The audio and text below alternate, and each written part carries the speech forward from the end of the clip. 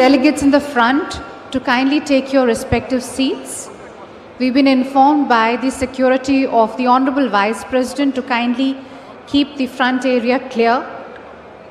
As you're aware that our highly esteemed dignitaries are going to be joining us shortly, and we would like to request everybody to please take their seats, especially our dignitaries and delegates in the front. Please take your respective seats. We've been informed by the Honorable Vice President's security to keep the hall clear.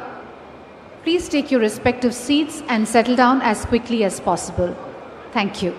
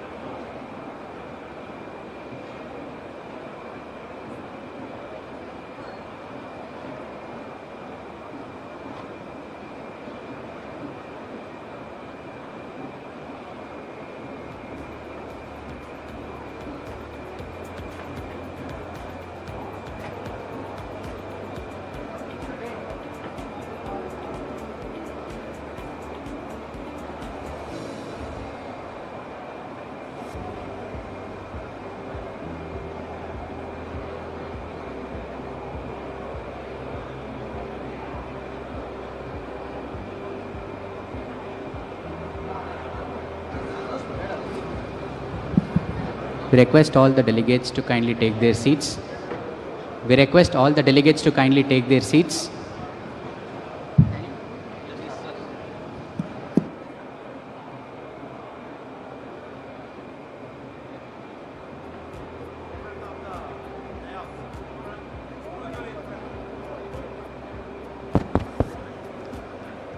Ladies and gentlemen, once again, may I please request you to kindly take your respective seats, especially may I request our delegates in the front row to not block it and not stand. Please take your respective seats, ladies and gentlemen. We are being strictly guided by Honorable Vice President's security to please take your seats. May I request distinguished delegates on to my right to please take your seats and kindly settle down. Thank you.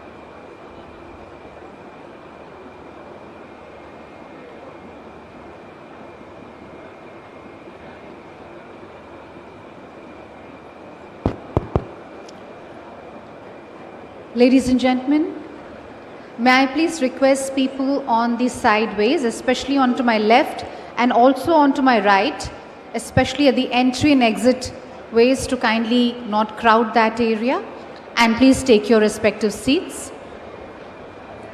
May I request people onto my left and onto my right, especially at the entry and exit doorways, to kindly not crowd it and take your respective seats. People at the back also, may I kindly request you to please take your respective seats. We will be beginning the inaugural session very shortly, and it's very important that we maintain silence and settle down as quickly as possible in our respective seats. Once again, a gentle reminder to all of you to kindly switch off your mobile phones or put it on the silent mode during the entire proceedings of the inaugural session. Thank you.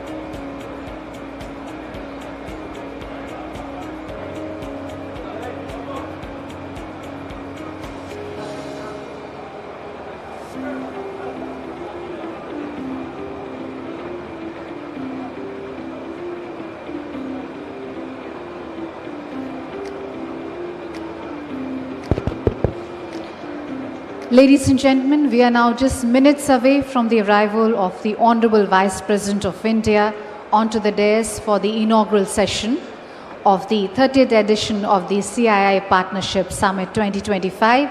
So once again, I humbly request everyone, those who are not yet seated, to kindly be seated and take your respective seats.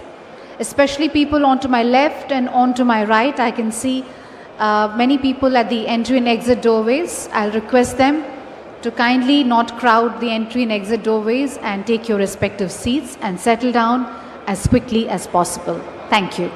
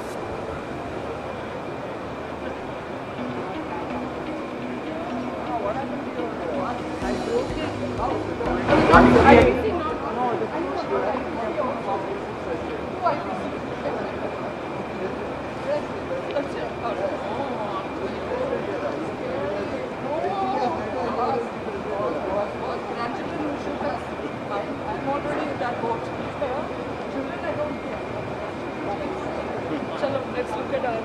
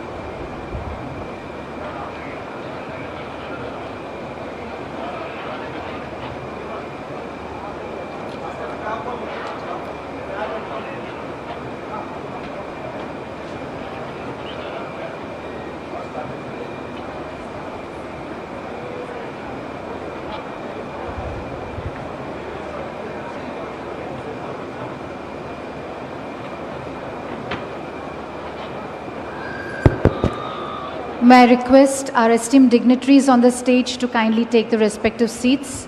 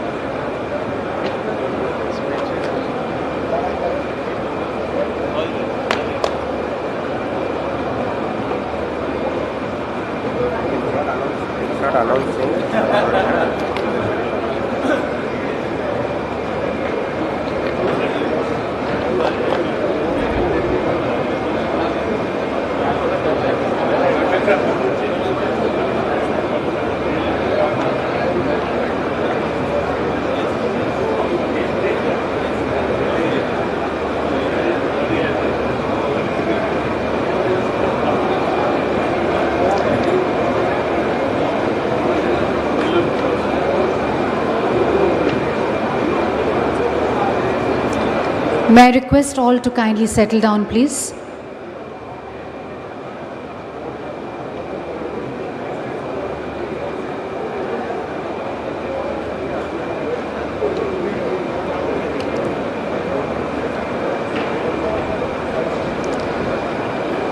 Ladies and gentlemen, we will have the national anthem now.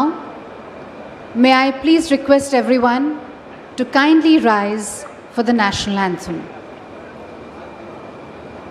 जनगण मन अधिनायक जय हे भारत विधाता पंजाब सिंध गुजरात मराठा द्राविड़ उत्कल बंगा विंध्य हिमाचल यमुना गंगा उच्चल जलधि तरंगा तव शुभ नामे जागे तव शुभ आशीष मांगे गाहे तव जय गाथा जन गण मंगलदायक जय हे भारत भाग्य विधाता जय हे जय हे जय हे जय जय जय जय हे.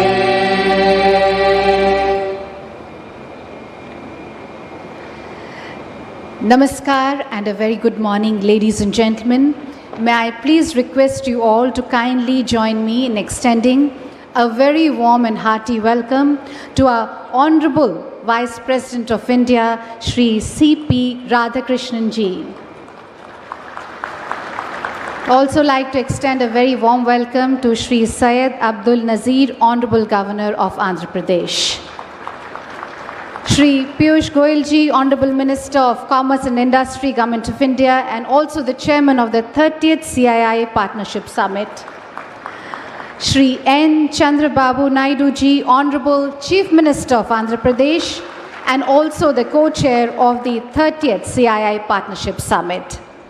Ladies and gentlemen, I extend a very warm and hearty welcome to all our distinguished dignitaries and esteemed guests on the dais, and also to all our dignitaries of the dais.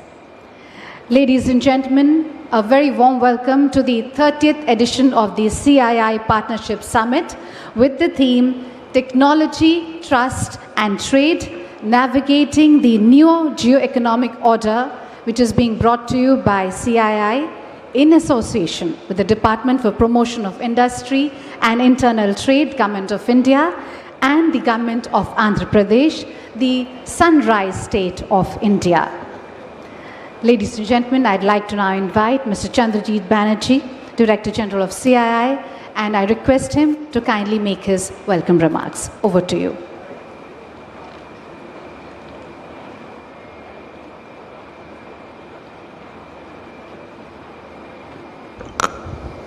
The Most Honorable Vice President of India, His Excellency Mr. C.P. Radhakrishnan ji, the Honorable Governor of Andhra Pradesh, Mr. Syed Abdul Nazir ji, the Honorable Chief Minister of Andhra Pradesh, Shri N. Chandrababu Naidu Garu ji, the Honorable Minister for Commerce and Industry of the Government of India, Shri Piyush Goyal ji. We have many of our senior ministers present here from, of course, the Union Government, the Honorable Minister of Civil Aviation, Mr. Kejarapu Ramohan Naidu, and of course, ministers from the Government of Andhra Pradesh, Shri Nara Lokesh Garu, we have also some of our ministers of states from the Government of India, Dr. P.C. Chandrasekhar, the Honorable Minister of State for Rural Development and Communication, the Minister of State, Mr. B. Raju Srinivasa Verma, the Honorable Minister for State for Steel and Heavy Industries of the Government of India, and of course, Mr. N. Manohar, the Honorable Minister of Civil Aviation, Food and Consumer Affairs of the Government of Andhra Pradesh, and Mr. T.G. Bhagarat, the Honorable Minister of Industries, Commerce and Food Processing of the Government of Andhra Pradesh. Excellencies, ambassadors, ministers from various countries that we have over here, 30 odd ministers we have from different parts of the world, a phenomenal participation from over 700 people who have from the business and from officials from across the world into this summit. And we are so delighted that we are being able to have this in Andhra Pradesh, and it's of great privilege and pride to us that the Honorable Vice President of India chose to be the chief guest at this summit today here with us. Honorable Vice President, you make this to be such an important occasion because today is the 30th Partnership Summit, and this milestone edition, your presence gives us energy, your presence gives us a lot of boost to the number of people who have come from both India as outside. Sir, we are indeed grateful that you could take out time and come to Andhra Pradesh for this particular summit, the Partnership Summit. Thank you, sir. Thank you very much. I'd now like to turn, of course, to the Andhra Pradesh, the Governor, sir. Most warm welcome to you and for being here with us. And I must say that this summit, the shape of this summit, the interest that one has taken, that for which the Partnership Summit is being held for the 7th time in a row, 7th time not in a row, but 7th time out of the 30 years in Andhra Pradesh, is because of you, Honorable Chief Minister of Andhra Pradesh. He has been a phenomenal host co-chair of the summit, and the arrangements, the detailing in which he went made it so easy for us to see. And people who have come here were enthralled, Honorable Chief Minister, when they landed into the airport and received that phenomenal special welcome at every point. I now turn to the person who has actually chaired this summit over years, who has shaped the summit over years, who has actually contributed into the content of this summit over the many, many years, and who has also actually seen to it that we get this wonderful presence from the globe and has always been able to engage. The type of one-to-one meetings that the Honorable Commerce and Industry Minister would have between today and tomorrow exceeds, I do not know which number, whether to call it 100 or a few hundreds of meetings that he will be having individually, besides addressing many plenaries. Honorable Commerce and Industry Minister of India, Mr. Piyush Goyal ji, thank you for leading us and thank you for making this so very special. Ladies and gentlemen, I would just only want to welcome and say that please participate in all the sessions, contribute with your ideas, and also do let us know what we could do next in terms of both for our country as well as how we connect to the rest of the world. And also, I'd request all our business colleagues who have come from all over the world to kindly participate, besides the sessions, into the more than 1,000 B2B meetings that we have lined up between company to companies in India. This is a great platform.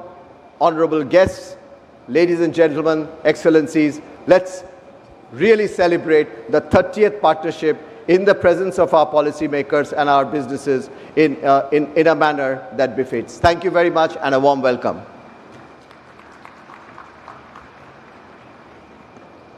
Thank you, Mr. Chandrajit Banerjee, for your extremely warm welcome address. Ladies and gentlemen, we will now present a short film on Andhra Pradesh, its journey towards industrial growth. Can we play the film, please?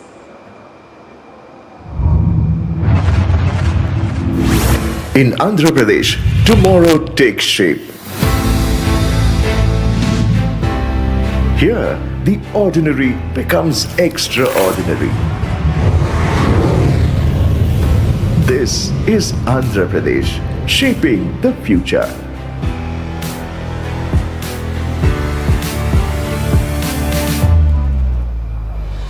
Where every sunrise sparks a new idea.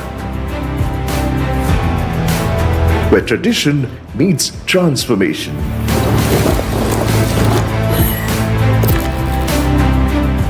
Where imagination becomes infrastructure. From water, we build resilience. From energy, we build hope. This is where impossibility turns into invention. Where quantum dreams power real worlds. The future is engineered here. From AP to AI, we power intelligence with intent. Where data learns and dreams accelerate. Where innovation becomes identity. From textile looms to turbines, from food to future tech, we make in Andhra Pradesh. Today, we build for tomorrow in electronics, aerospace, and space. The world's factories of the future are taking shape here.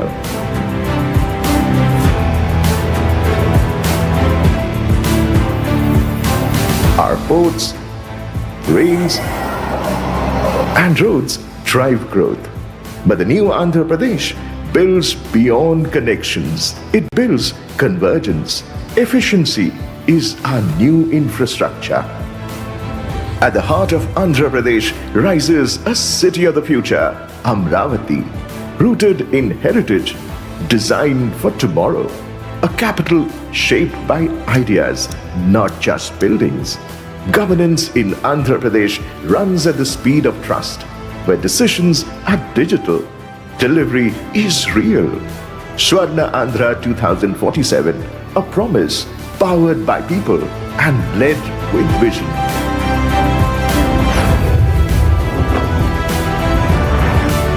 Andhra Pradesh, shaping the future. An inspiring story of the phenomenal growth of the state of Andhra Pradesh.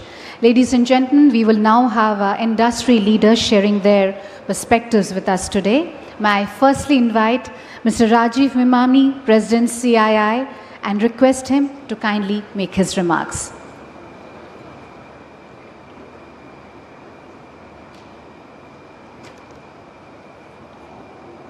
A very good morning and warm welcome. The Honorable Governor, Shri P. Radhakrishnan, the Honorable Vice President, Shri C.P. Radhakrishnan, our Honorable Governor, Shri Syed Abdul Nazir, the Honorable Commerce and Industry Minister, Shri Piyush Goyal, and our Honorable Chief Minister of Andhra Pradesh, Shri Chandrababu Naidu, and my very warm welcome to all the dignitaries who are present.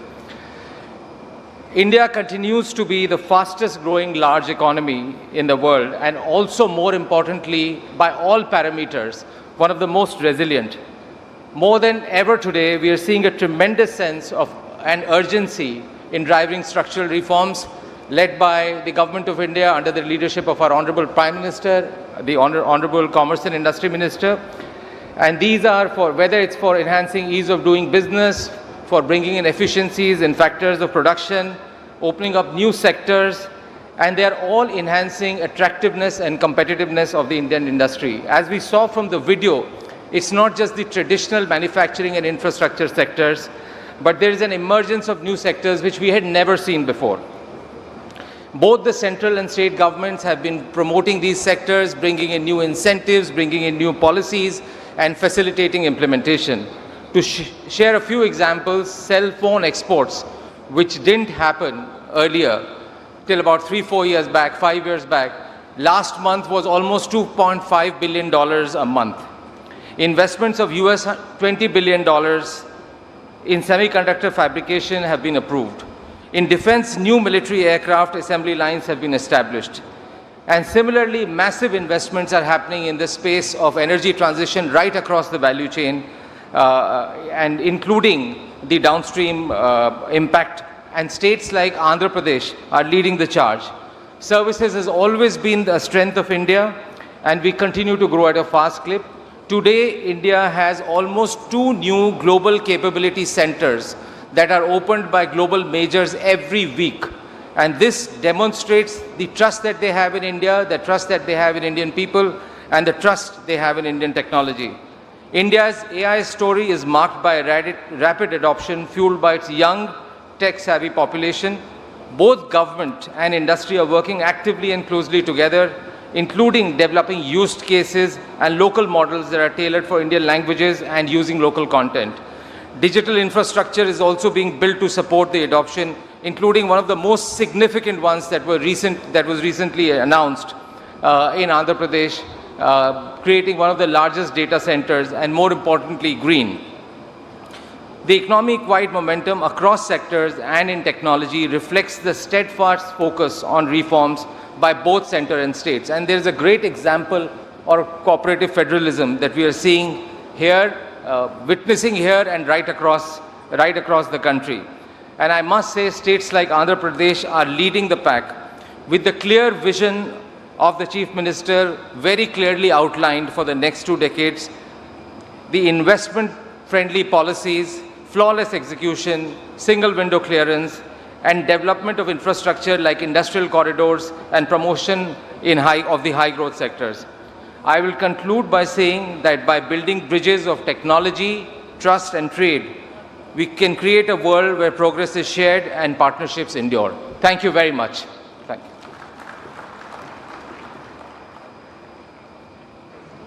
Thank you, Mr. Memani, for your warm remarks. Ladies and gentlemen, may I now invite Mr. Karan Adani, Managing Director of Adani Ports and SEZ Limited, and I request him to kindly give his remarks. Good morning. Honorable Vice President of India, Shri C.P. Radhakrishnan ji, other dignitaries and excellencies on the dais, industry leaders, friends. It is always a joy to return to Visakhapatnam, the city of destiny, where the waters of the sea meets the ocean of ambition, and every wave seems to declare, destiny is made here. Because destiny is not something we inherit, it is something we create. And in Andhra Pradesh, I feel this creative energy everywhere, in its people, in its governance, and in its relentless pursuit of excellence.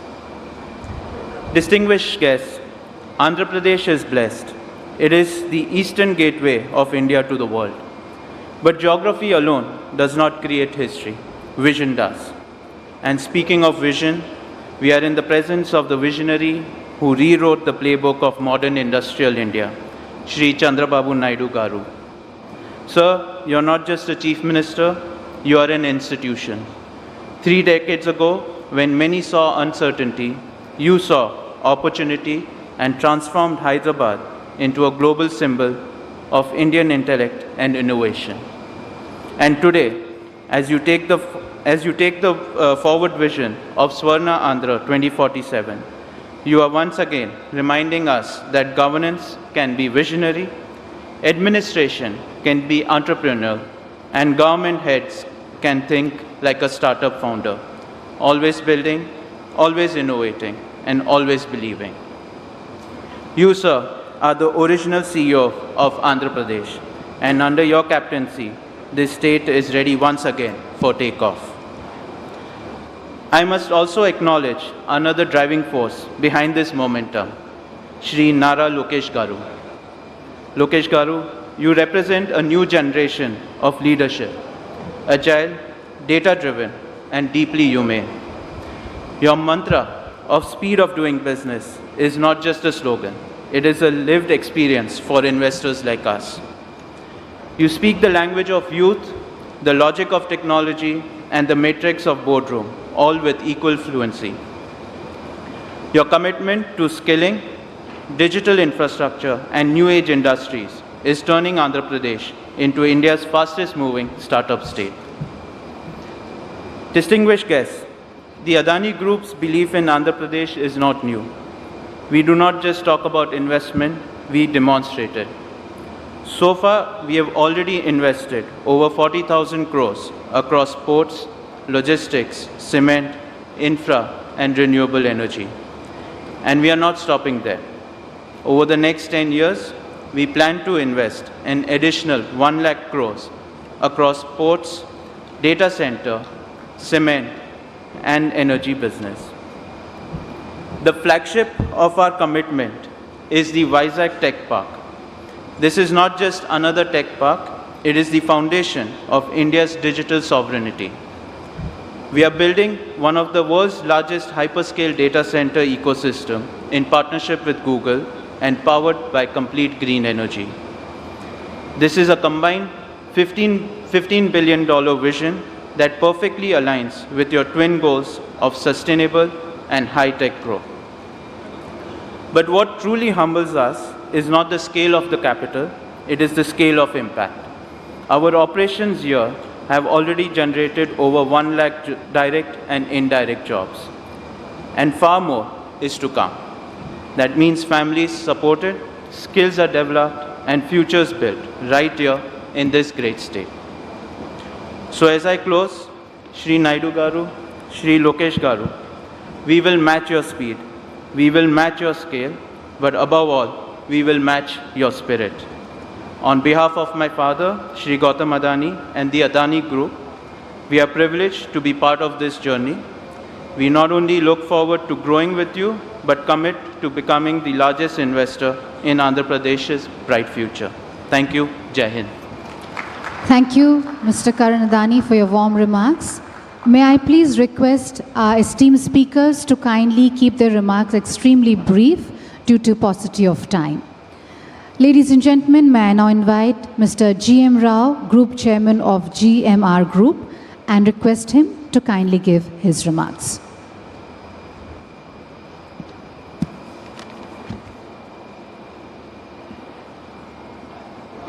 Good morning.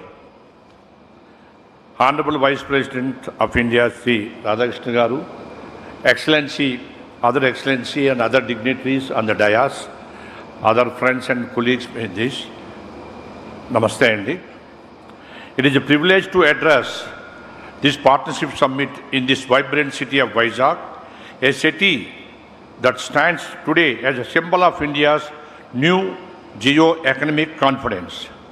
Firstly, I want to place on record my heartfelt appreciation to Honorable Chief Minister Chandrababu Naidu Garu, a visionary leader who has consistently redefined what is possible for Andhra Pradesh. His big thinking, his global outlook, and unmatched execution capability have transformed regions into centers of opportunity. Sir, Honorable Vice President Garu, just want to give attention. I recall a previous era of transformation when the Honorable Chandrababu Naidu Garu vision of a dare to image new future for combined state.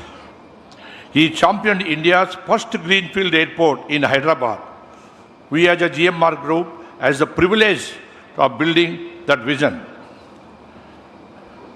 How much time Chandrababu Naidu Garu has taken with the fashion, he is a completely for aviation, he is the main founder. A lot of time is spent on that because time is very short, I don't want to mention, sir. That project was more than an airport, it was an economic catalyst. It became the gateway that attracted global giants and GCCs, transforming Hyderabad into a global IT hub.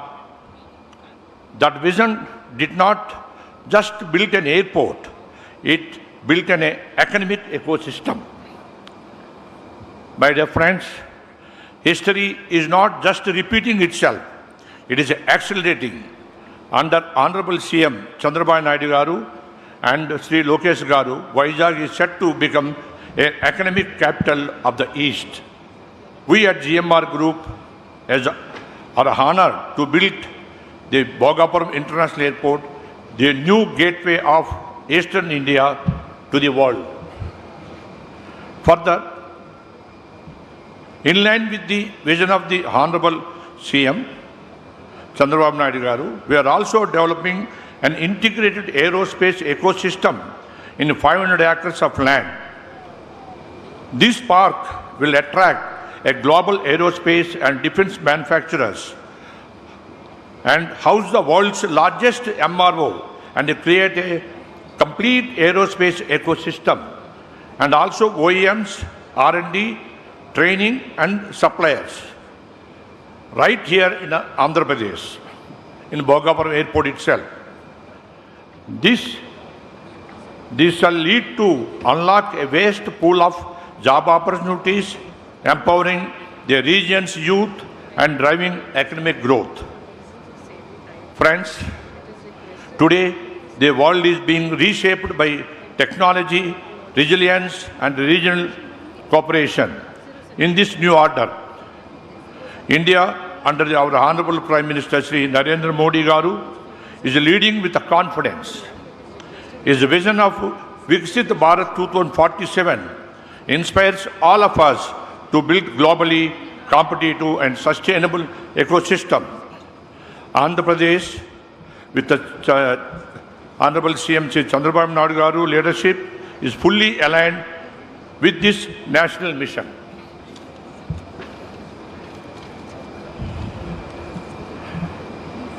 My sincere appreciation also to Honorable Minister Lokesh Garu, a dynamic, forward-looking leader committed to technology, industry and youth empowerment. His clarity, digital focus and commitment to building a knowledge-driven state are preparing Andhra Pradesh for a world-class future. The recent $15 billion Google investment to establish the world's largest data center in Vizag is a historic milestone. It is a big game changer. It signals to global confidence in Andhra Pradesh governance and future. Together with the airport and aerospace ecosystem, it will transform this region into a digital and industrial powerhouse.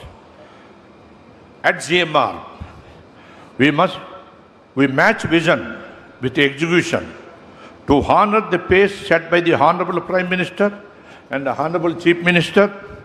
We are committed to complete the Bhogapuram Airport well ahead of the schedule, sir. 6 months ahead, June 26 will be ready, sir. That is our pledge to visit Andhra Pradesh and visit Bharat. I also commend and to thank you, Honorable Minister Sri Rammohan Naidu Garu, for his exceptional oversight, providing guidance and closely reviewing the progress of the Bhogapuram Airport project on nearly monthly basis, sir. Driving momentum and ensuring its completion ahead of schedule. Sir, Bhogapuram Airport is a transforming catalyst, attracting global investments and positioning Visakhapatnam as an East Coast economic hub with the potential to mirror Bombay's financial success. Piyush Goyalji, we are not competing, we are collaborating with Bombay. Lastly, my dear friends, I would like to re-emphasize that what Hyderabad was 20 years ago, Vizag will be tomorrow. A city of opportunity,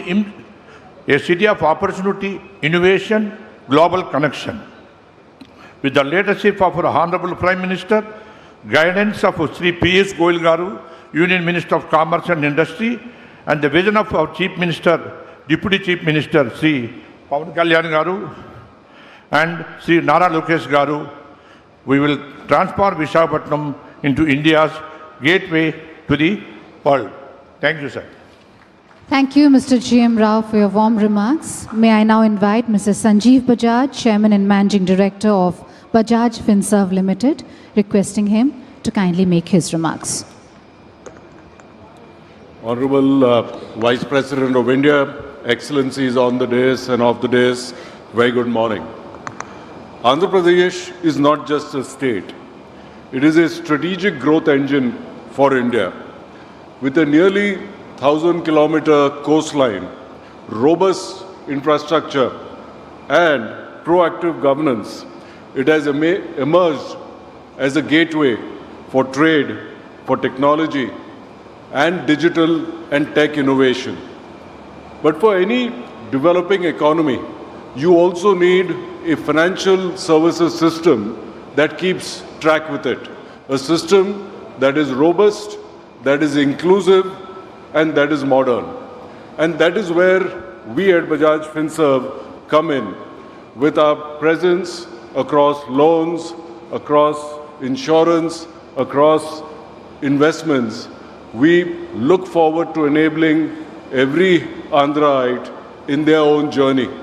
In this year, we hope to cover over 30 lakh Andhraites, individuals, small businesses through a variety of loans and insurance policies, disbursing over 15,000 crore just in this year alone, only in Andhra Pradesh. But as Bajaj, we also believe that as we get, so must we give. And for that, we have invested significantly in skilling our youth. Because we believe as we enable the youth of today, they are the ones who will realize our collective dreams of tomorrow. And Honorable Chief Minister, sir, last year when we met, I told you that we would like to set up a skilling center in Amravati. And I'm happy to say that in the last year, along with CII, the Rahul Bajaj Center of Excellence in Skilling, we have set up skilling and career counseling centers, not only in Amravati, but in Vijayawada, in Visakhapatnam, in Tirupati, in Sri City, and we will additionally do that in Rajamundry and a few other places in Andhra. We remain committed to working with you and your team so that collectively we can enable our youth, our small businesses to achieve their dreams. Thank you. Thank you, Mr. Sanjeev Bajaj. May I now invite Ms. Shobhana Kamineni, Promoter Director, Apollo Hospitals Enterprise Limited and Executive Chairperson of the Apollo Health Co. Limited, to kindly give her brief remarks.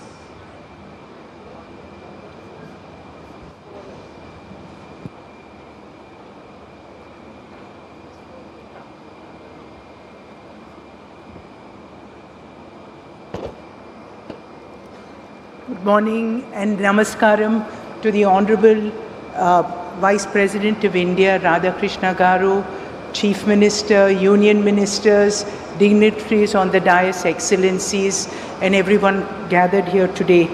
It's a privilege for me to be here today to talk about a subject very close to my heart, Andhra Pradesh, where I hail from, and Apollo Hospitals and our vision for the future. Andhra has always been a land of opportunity. Strategic location, robust infrastructure, progressive policies. This is a state on the move, and nowhere can you see vision and execution bundled together with such energy as our Chief Minister and his dynamic team. Today, Andhra Pradesh is not just competing, it's leading. From renewable energy, IT, manufacturing, healthcare, this state is attracting marquee investments and creating millions of jobs.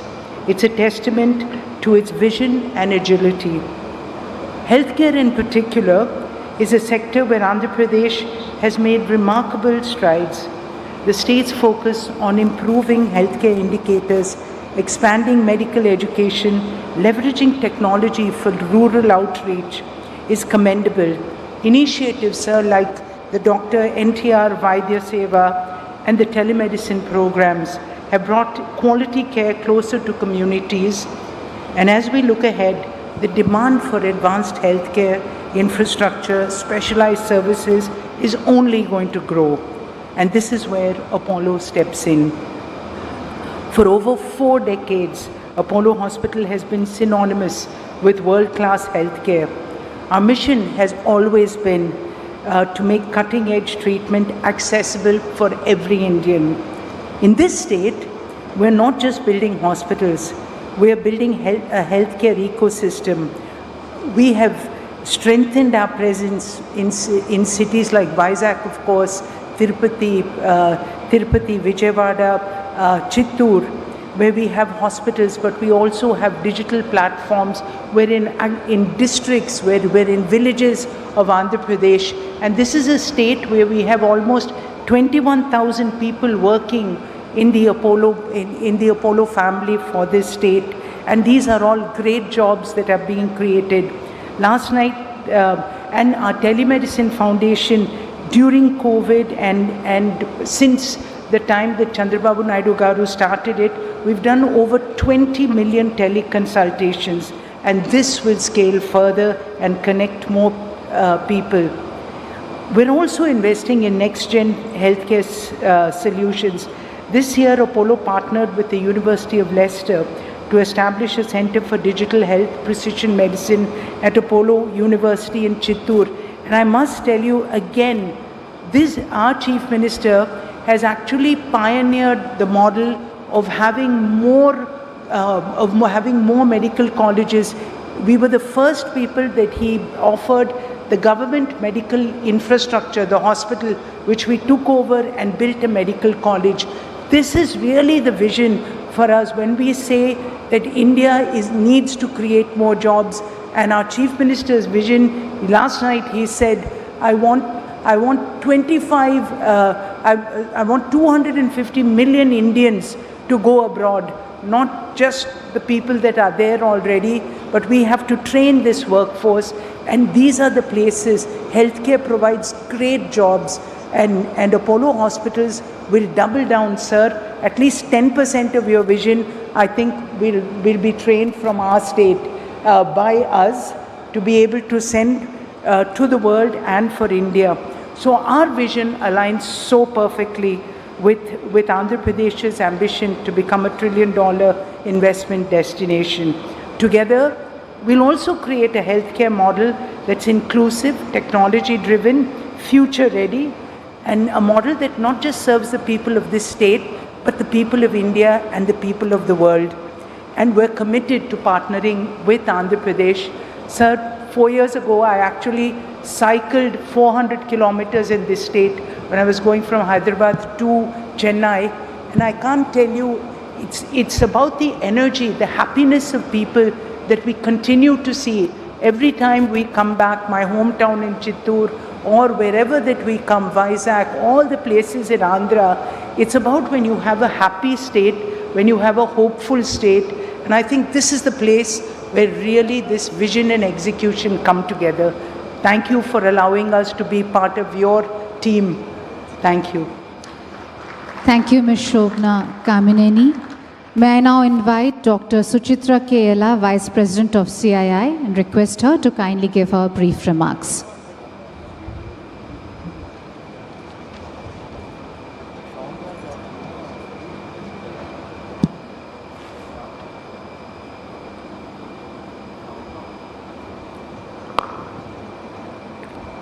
His Excellency, Honorable Vice President of India, Sri Radhakrishnan Avargal, Namaskaram. Excellencies on the dais, Honorable Chief Minister, and Excellencies off the dais and the dignitaries assembled here today. Namaskarams to all of you. It is both an honor and a privilege to address this inaugural session of the 30th edition of the CII Partnership Summit being held here in Vizag. This milestone marks 3 decades of collaboration, innovation, and shared vision. And today we stand here at the threshold of this golden opportunity. As we gather here today, we do at a time when global trade and cooperation landscape is undergoing profound changes. Geopolitical shifts, raising tariff barriers, and protectionist tendencies are reshaping the contours of international commerce and trade. In this evolving environment, the resilience of industry becomes not just a measure of economic growth, but a reflection of the national capabilities and aspirations that we all have for us to achieve at 2047. India is responding to these global challenges with confidence and clarity. Our path forward is anchored in self-sustaining growth driven by 2 powerful pillars. India's target in achieving the 500 gigawatt of installed renewable energy capacities by 2030 is processing rapidly, and the 209 gigawatt already achieved as of January 2025.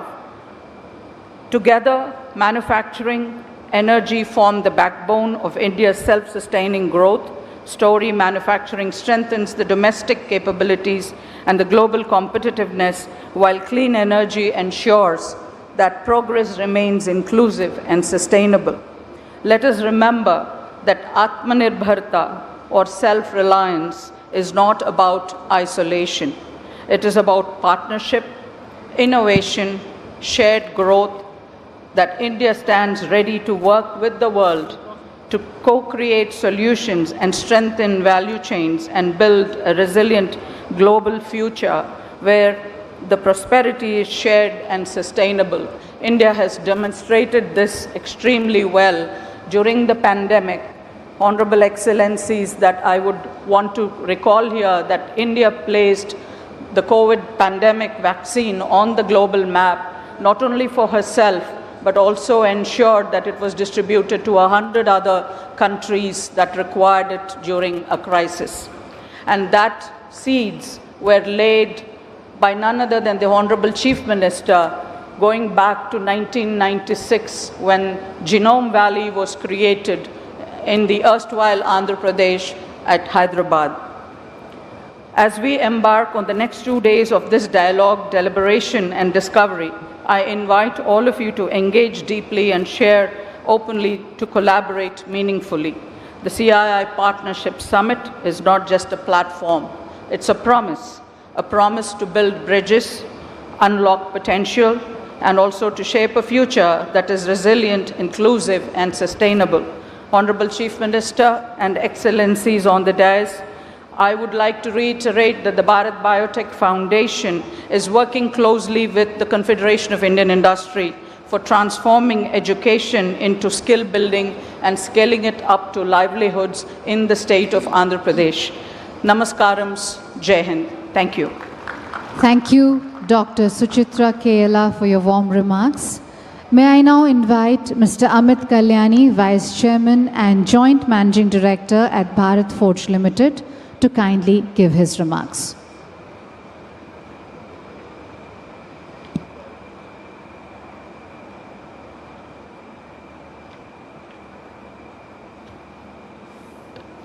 His Excellency, the Honorable Vice President of India, Shri Radhakrishnan Ji, Excellencies on the dais and present here, good morning.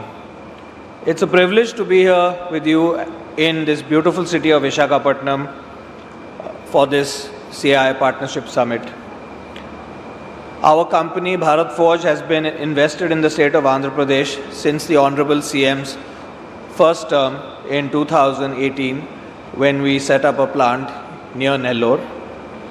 And we are now, with the experience in hindsight and the positive experience we have had, are increasing our investments in the state in multiple new areas that we are present in, including defense, in the shipbuilding supply chain, and industrial areas. Additionally, with the tremendous potential that the people have here, we are involved in digital AI and upskilling of the workforce as key strategic areas to enable the industrialization vision of the Honorable CM. We are also an active partner in the Ratan Tata Innovation Hub, Anandpur node, enabling AI and Industry 5.0 upskilling in the surrounding areas. Additionally, in the bilateral discussions with the Honorable CM over the last 2 days, we have identified a few other sunrise areas where there is tremendous potential for investment and investment-led employment in the state of Andhra Pradesh. Andhra Pradesh is going to also drive certain or anchor certain key industrial sectors which are going to be driving the manufacturing demand in India, such as shipbuilding. The whole city of Visakhapatnam and this area has a tremendous ecosystem and deep knowledge base in the area of shipbuilding, thanks to the Advanced Shipbuilding Center and the talent that exists around it. So this is a key enabler to create a large new shipbuilding complex, which I think will be a growth driver for the Indian industry. Our experience in the last 7-8 years and the roadmap laid out by the Honorable CM and the government of Andhra Pradesh embolden us in making new investments, because it's a well thought out plan which takes care of all aspects of future demand, right from data to manpower to skill, energy, and I think this could be a great new growth node for all Indian industry and industries from across the world. So congratulations to the state and CII for organizing this wonderful event and to enable partners from India and outside to see the opportunity of our country and the state and to create a new growth avenue from here. Thank you very much. Thank you, Mr. Amit Kalyani. May I now invite Mr. Sudarshan Venu, Chairman and Managing Director of TVS Motor Company, requesting him to kindly give his remarks.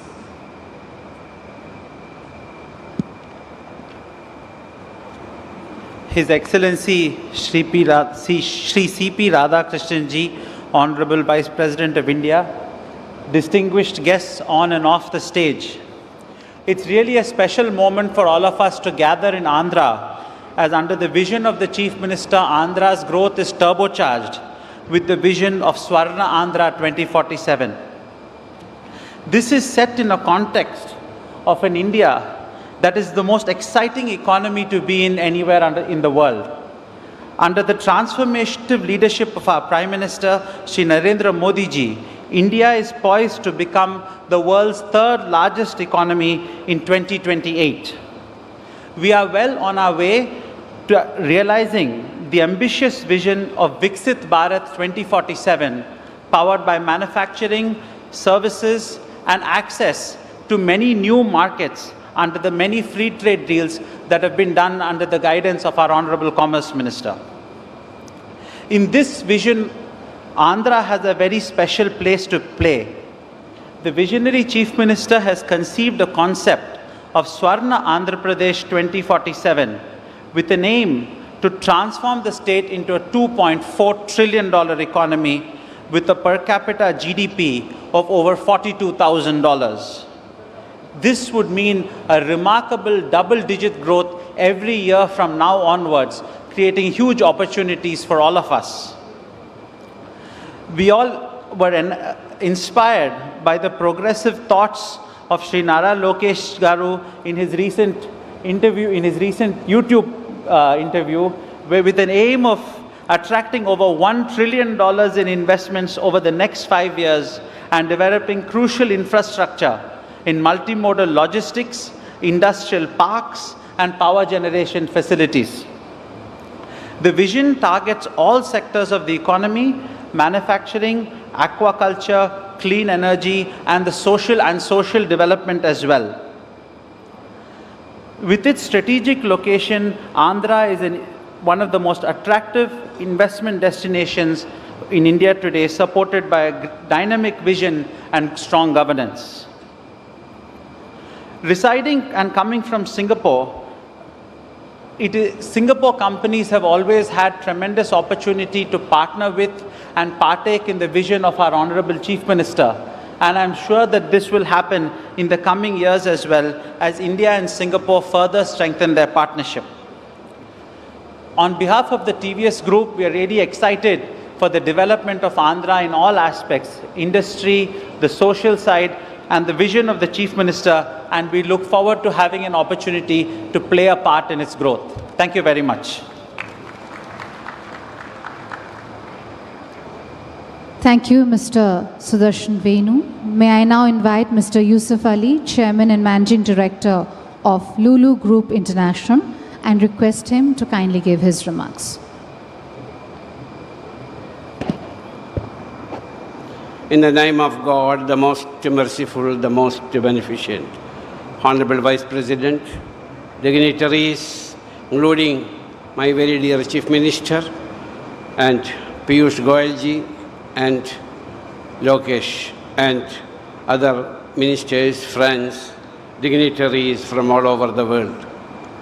First of all, thank you very much for inviting me to attend this great event. I am greatly honored to be here. A dream of the people of Visakhapatnam. Honorable Chief Minister, a dream of the people of Visakhapatnam and people from surrounding places of Visakhapatnam. A dream of government and the people of Andhra Pradesh. A dream of Honorable Chief Minister, Sri Chandrababu Naidu Garu. Also my personal and our group's dream is going to shape. I want to go back little to tell a story. It was former Honorable Vice President Sri Venkaiah Naidu Garu who introduced me to Honorable Chief Minister Sri Chandrababu Naidu Garu. After that, I met Honorable CM in Davos at World Economic Forum.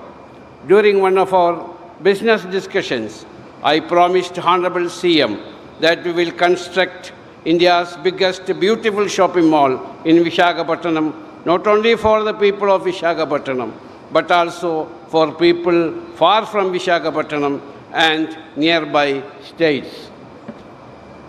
CM promised to inform after looking for right location for our project. We again met for a discussion after CM identified a location.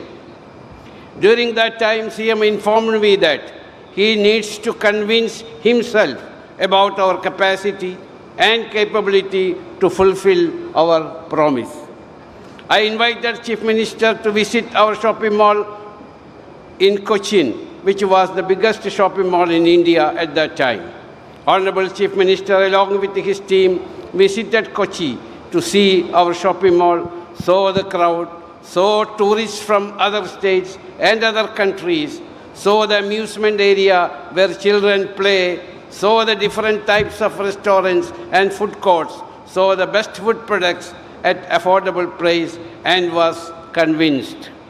Honorable Vice President Sri Venkaiah Naidu at that time laid the foundation stone of our project on 24th February 2018 during the Partnership Summit. Due to the reason beyond our control, we could not fulfill our promise, and I do not wish to go into the detail. I also wrote an apology letter to the Vice President Sri Venkaiah Naidu Garu, informing politely our inability to complete our project in his home state, which he laid the foundation stone with his own blessed hands. Ladies and gentlemen, now when Chief Minister came back to power, CM again invited us, and we visited Andhra Pradesh for discussion with CM to reconfirm our support to the state. CM informed us that the same land is lying vacant without any activity for the past many years. We were told to start our project if we are still interested to invest. After much discussion, deliberations, and consensus, we finalized the same place for our project. Today, I am happy to announce that we are starting the project this week.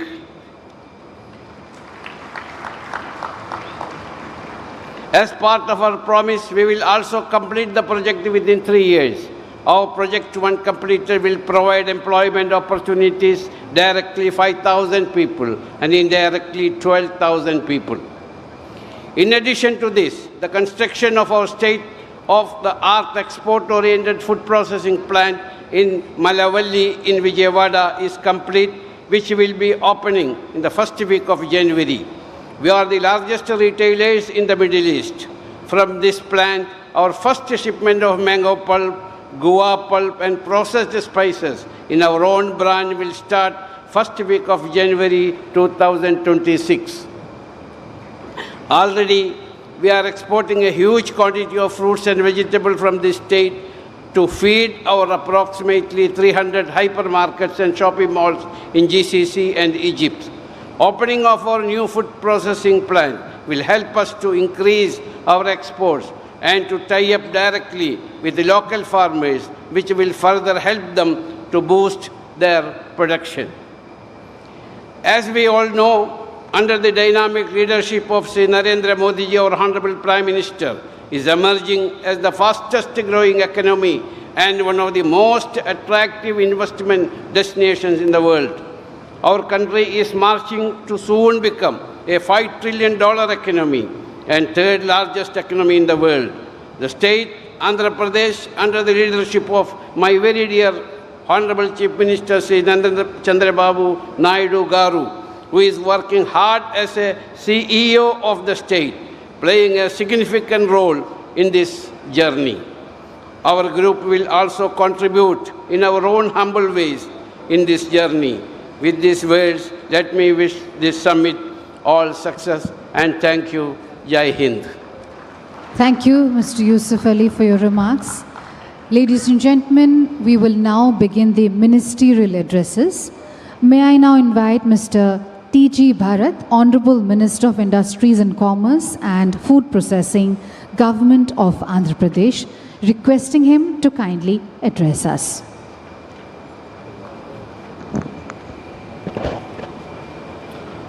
Honorable Vice President of India, Sri C.P. Radhakrishnan Garu, Honorable Governor of Andhra Pradesh, Sri Abdul Nazir Garu, Honorable Union Minister for Commerce and Industry, Sri Piyush Goyal Garu, Honorable Chief Minister, Sri N. Chandrababu Naidu Garu, Honorable Minister, Sri Nara Lokesh Garu, Honorable Central Ministers, Honorable State Ministers, distinguished ambassadors, international trade ministers and diplomats, captains of industry, and friends from around the world, good morning. It is a privilege to stand here on the opening day of the Partnership Summit, a summit that tells the world one clear message. Andhra Pradesh is back in acceleration mode with clarity, confidence, and commitment. People often ask me, Minister, what's the secret behind Andhra Pradesh speed? I tell them, when you have CBN Sir in the driver's seat, even the GPS struggles to keep up. Because under the visionary leadership of our Honorable Chief Minister, Chandrababu Naidu Garu, and with the dynamic support of Honorable Minister Nara Lokesh Garu, decision making in Andhra Pradesh is fast, transparent, and future focused. When CBN Sir focuses on growth, progress doesn't walk, it runs. We have seen it before and we have witnessed it again. Faster, smarter, and more inclusive than ever. Today we bring together technology, manufacturing, infrastructure, energy, food, processing, and logistics, all in one ecosystem for opportunity. We are not here to compete for investment. We are here to collaborate for growth. Not to sell land, but to build long-term partnerships. Not to chase headlines, but to create value chains that endure. To every investor present from India or overseas, I say with confidence, if you are ready to invest, Andhra Pradesh is ready to execute. We already have long coastline, 3 industrial corridors, 550 plus industrial parks, the capability and the leadership. What we are looking for is partnership who believe in speed, scale, and sincerity. Together, let us make the summit not just an event, but the starting point of a new industrial decade for Andhra Pradesh. Jai Hind, Jai Andhra Pradesh. Thank you.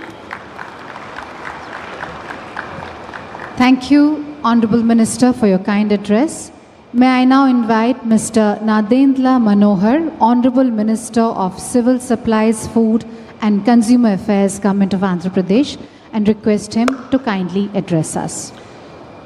The Honorable Vice President of India, Sri Radhakrishnan Ji, Honorable Governor of Andhra Pradesh, Syed Abdul Nazir Ji, our Honorable Chief Minister of Andhra Pradesh, Sri Nara Chandrababu Naidu Garu, the Honorable Union Minister for Commerce and Industry, Sri Piyush Goyal Garu, distinguished ladies and gentlemen, on behalf of the Deputy Chief Minister of Andhra Pradesh, Sri Pawan Kalyan Garu, firstly I would like to extend our hearty appreciation and congratulations to our Honorable Chief Minister for his relentless pursuit in creating an ecosystem for industry in Andhra Pradesh. It is his tireless efforts that have made things happen to bring Andhra Pradesh back to its days of glory.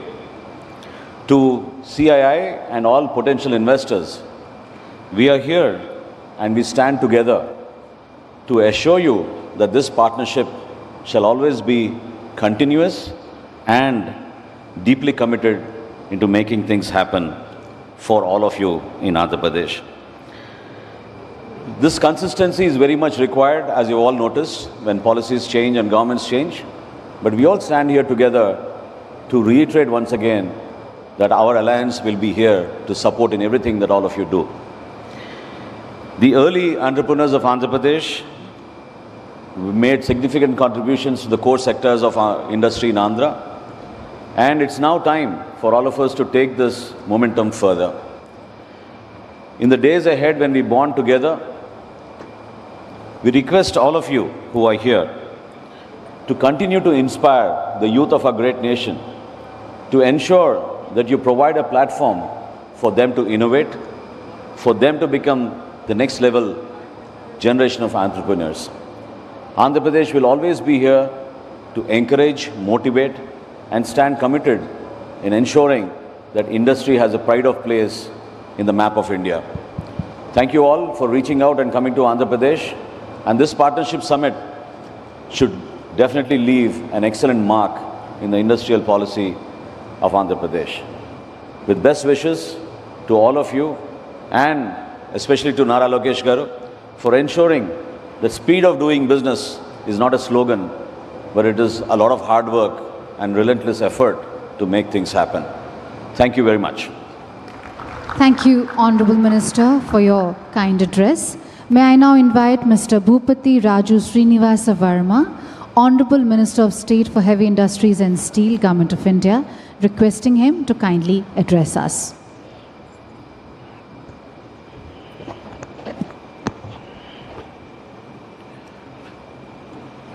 Honorable Vice President of India, Sri C.P. Radhakrishnan ji, Honorable Governor of Andhra Pradesh, Sri Abdul Nazir ji, Honorable Chief Minister of Andhra Pradesh, Sri Nara Chandrababu Naidu ji, Honorable Minister of Commerce and Industry, Sri Piyush Goyal ji, Honorable Ministers from Government of India and AP State Government, industry leaders and distinguished guests, I am honored to address this esteemed gathering at the CII Summit in Visakhapatnam.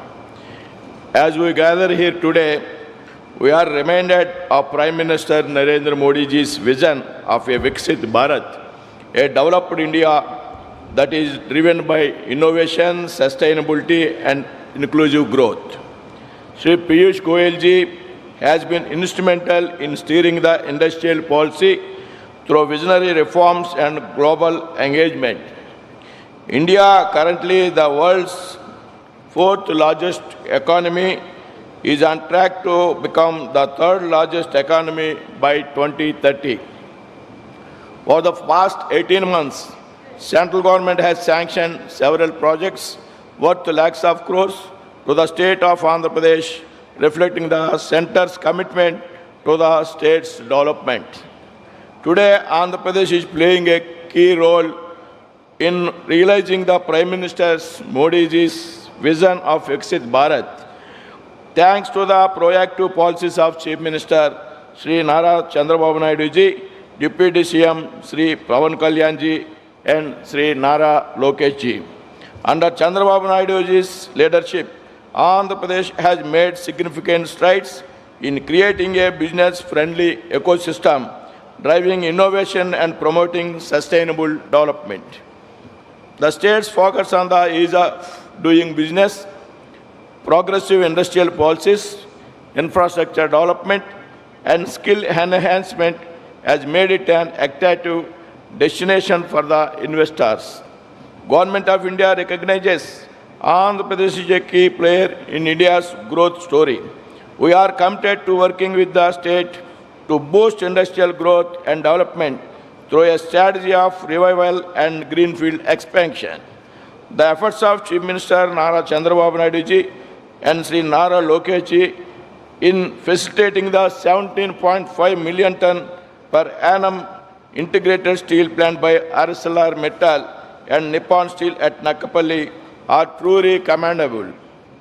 Aiding these efforts, we at the Ministry of Steel have approved a 267 kilometers iron ore slurry pipeline from Chhattisgarh to the steel plant at Nakapalli, which will ensure low emission and cost-efficient logistics. The collaboration of a strong central vision and dynamic state leadership has positioned Andhra Pradesh at an unparalleled advantage. I invite all industrial leaders and delegates to explore the immense potential of Andhra Pradesh for sustainable industrial growth. Let us shape the future of Andhra Pradesh and India together. Thank you. Jai Hind. Thank you, Honourable Minister, for your kind address. May I now invite Dr. Pemasani Chandrasekhar, Honourable Minister of State, Rural Development and Communications, Government of India, requesting him to kindly address us.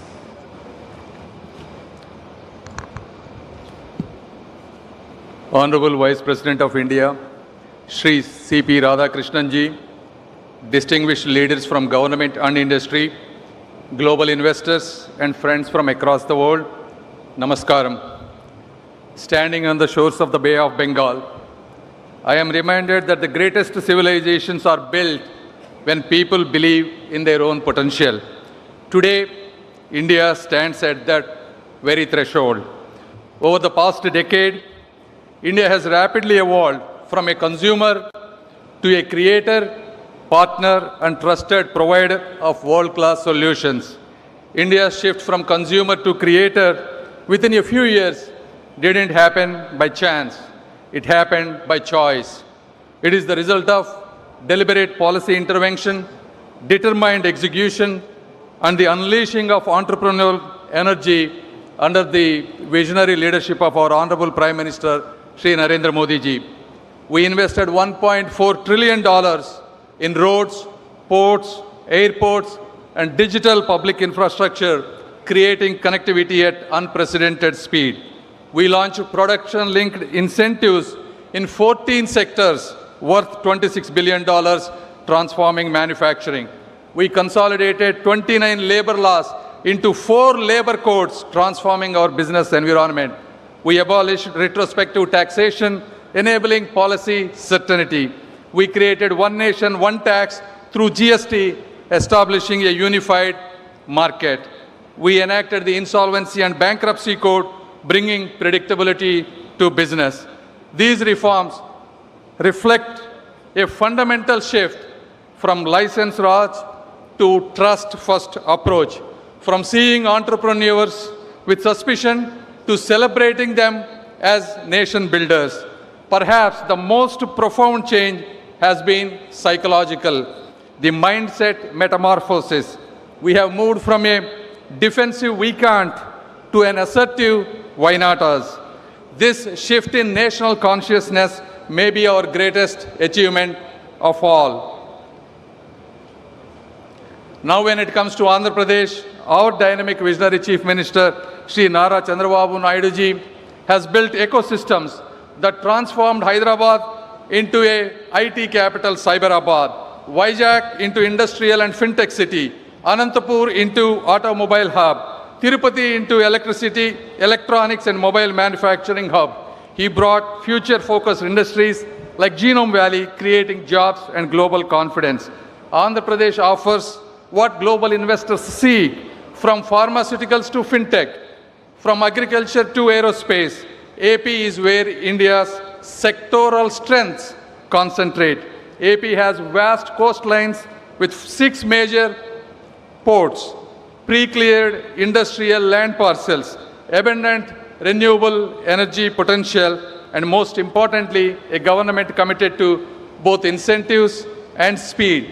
The center and Andhra Pradesh work in the same spirit, one vision, one mission, and shared progress.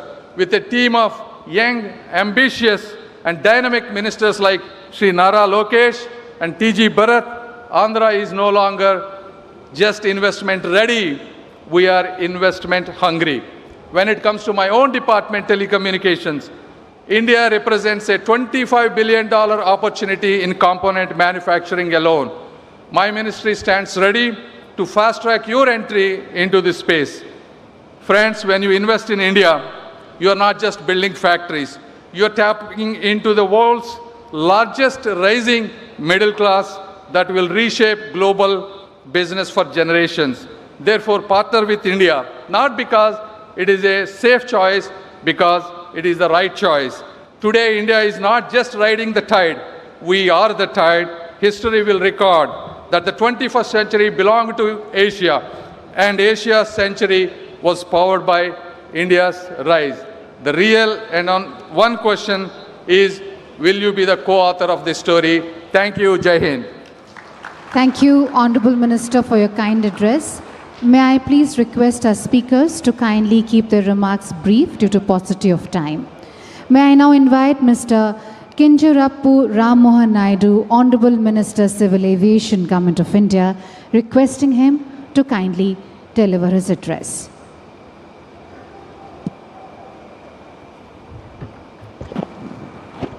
His Excellency Honorable Vice President of India, C.P. Radhakrishnan Garu, His Excellency Governor of Andhra Pradesh, Abdul Nazir Garu, and the visionary and dynamic Chief Minister of Andhra Pradesh, Sri Nara Chandrababu Naidu Garu, and my senior colleague from the Cabinet, Piyush Goyal ji, and all the dignitaries on the dais, and all the distinguished delegates, business leaders, policy makers, and friends from across India and the world, Namaskaram and a very good morning. It fills me with immense pride and purpose to welcome you all to Visakhapatnam, which is the jewel of East Coast and the rising capital of opportunity and the beating heart of a new Andhra Pradesh. Today we are not just hosting a summit, but we are igniting a vision of a state reborn with purpose, powered by people and propelled by leadership that believes in building the future, not waiting for it. In fact, coming from this very region of North Andhra, it's a very emotional moment for me. If you look at this situation couple of years back, where Andhra was not having any sense of direction, no sense of purpose, no sense of vision, to be here right now, where Visakhapatnam and Andhra Pradesh have been the talk of not just the nation, but the talk of the world, it fills me with immense pride to be here. And it almost seems like a miracle. And miracle was bound to happen when two of the greatest leaders this country has ever seen have come together. One, the Honorable Prime Minister of the country, Sri Narendra Modi ji, who is spearheading India into a great sense of pride and a great sense of nation building and inspiring 140 crore people of the country to build Viksit Bharat by 2047. And one who is amongst us, the inspiring, ever-inspiring leader, not just for political leaders or young leaders, but for businessmen, for people from all across all sectors of life, all walks of life. That is our Honorable Chief Minister, Sri Chandrababu Naidu Garu. And under the visionary leadership of Chief Minister Nara Chandrababu Naidu Garu, Andhra Pradesh is reclaiming its rightful place as India's innovation frontier. He is a leader who doesn't just govern for the present, he engineers the future. He has always believed that governance must run at the speed of technology and that development must always outpace politics. It was his foresight that created Cyberabad much before India began speaking of IT revolution. Today that same foresight is shaping up Amaravati, same foresight is shaping up Rayalaseema and Uttarandhra into a new triangle of growth, inclusion and global investment. And he is not alone in this mission. Working shoulder to shoulder with him is a leader of intellect, energy and empathy, which is our own young and dynamic Minister, Sri Nara Lokesh Annagaru. And he represents a new generation of politics, which is data-driven, outcome-focused, and deeply grounded in cultural values. His clarity of thought and speed of execution are transforming how government interacts with citizens and investors alike. Under his leadership, our digital infrastructure and the startup ecosystem and skilling platforms are evolving not year by year, but week by week.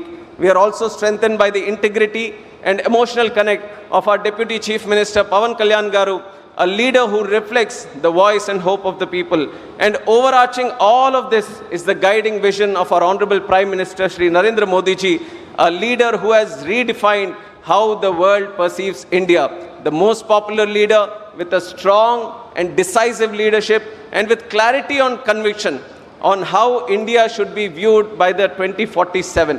Viksit Bharat 2047 is not a challenge before the country, but it is unlimited amount of opportunities that are there with us. And today Andhra Pradesh is reaping out all the opportunities that are presented in front of us. That is the power of double engine Sarkar. When the state government and central government with unity and clarity and conviction, they all come together. The strength that is shown today in the Andhra Pradesh. Friends, when you invest in Andhra Pradesh, you're not just investing in a state, but you're investing in a mindset of speed where approvals move faster than ambitions, a mindset of trust where policy doesn't change with politics, but with purpose, and a mindset of excellence where we don't compete with other states, we compete with the world. And this mindset isn't just philosophy, it is performance driven. Because in Andhra Pradesh, we don't announce intentions, we announce outcomes. In the last few months alone, we have moved faster than most economy moves in years, cleared major infrastructure projects worth thousands of crores from Bhogapuram International Airport to Amaravati Capital Works, launched digital single window systems that reduce approvals from 90 days to under 21 days, and also fast-tracked many projects which are not only for what is for the future, but which are going to be the game changers for the future technologies. And we have all heard of ease of doing business, but in AP we are going one step further, and we have made it the speed of doing business. And today into global economy, we all know that time is the ultimate currency, and which is why AP is stressing upon the time. But friends, here when we all meet, speed is also nothing without the soul. And the soul today is its people, the Andhra's people and the people of the country who are hardworking, humble, and hungry to grow. So this is a great opportunity for all of us here to invest in Andhra Pradesh and to take this great nation forward. And it comes to aviation also, we have been doing great things. And in fact, the foundation has been laid 11 years before by our Honorable Prime Minister Narendra Modi ji. And today we are the third largest domestic aviation market in the world. Every 50 days we are opening a new airport, which is unprecedented anywhere in the globe. And that is the kind of success we have achieved in terms of building up of airports, the passenger capacity, and many other verticals in aviation. And today, Andhra is taking it one step further, creating a logistics hub, creating an aviation hub. That is why with the existing 7 airports, we are planning to create 7 more airports. We have 4 flight training organizations coming in the state. We have MRO ecosystem coming in Visakhapatnam. We have aviation skilling university coming in Visakhapatnam. And we are expanding the drone sector and creating a drone city. And aerospace and aircraft manufacturing also, we are trying to drive it in a big way in the country. And these, you feel that we have our hands full, but our Honorable Chief Minister is so far advanced that he's not happy with the content that we have today. He's always driving for something more, new inventions to come in, and I'm very happy to see this kind of innovation being the birthplace of Andhra Pradesh and the drive that is here. And as I stand before you, I feel a deep responsibility to make sure every partnership you forge here becomes a story of success. Let Andhra be the gateway to India's next decade of growth. Let Visakhapatnam be the city where the sunrise of investment never sets. On behalf of our leadership and every hardworking citizen of the state and the country, I welcome you to the land of speed, spirit, and sunrise. This is Andhra Pradesh, and this is where the future begins. Jai Hind. Thank you, Honorable Minister, for your kind address. Ladies and gentlemen, I'd like to now invite Mr. Nara Lokesh, Honorable Minister for Human Resources Development, IT, Electronics and Communication, RTG, Government of Andhra Pradesh, requesting him to kindly address us. Honorable Vice President of India, C.P. Radhakrishnan Garu, Honorable Governor of Andhra Pradesh, Syed Abdul Nazir Garu, Honorable Chief Minister of Andhra Pradesh and Co-Chairman of the 30th CII Partnership Summit, Shri Nara Chandrababu Naidu Garu, and Honorable Minister of Commerce, Industry, Government of India, and Chairman 30th CII Partnership Summit, and my mentor, Piyush Goyal Garu, and to the dignitaries on the dais, off the dais, a very good morning. It is a privilege to welcome you to Visakhapatnam, a city where hills meet the sea, where ideas lift off. Andhra Pradesh is proud to host the CII Partnership Summit 2025 at a time when India is emerging as the world's growth engine. Quite a few people ask me why they should consider Andhra Pradesh as their destination, as their home, and I only give them 3 clear reasons. First, we have a leadership with a clear track record. It is none other than our Chief Minister, Shri Nara Chandrababu Naidu Garu. Politicians have an opportunity to create one legacy, but people of my state have been kind to give him another opportunity to create a second legacy, and that legacy is what we see today in front of us, which is Amravati and Visakhapatnam. The second reason you should consider Andhra Pradesh is, of course, our speed. Friends, we live in a fast-changing world where markets, regulations, and technology keep evolving. I have met thousands of investors and corporates in the last 1 year. The single most important requirement for a company is speed.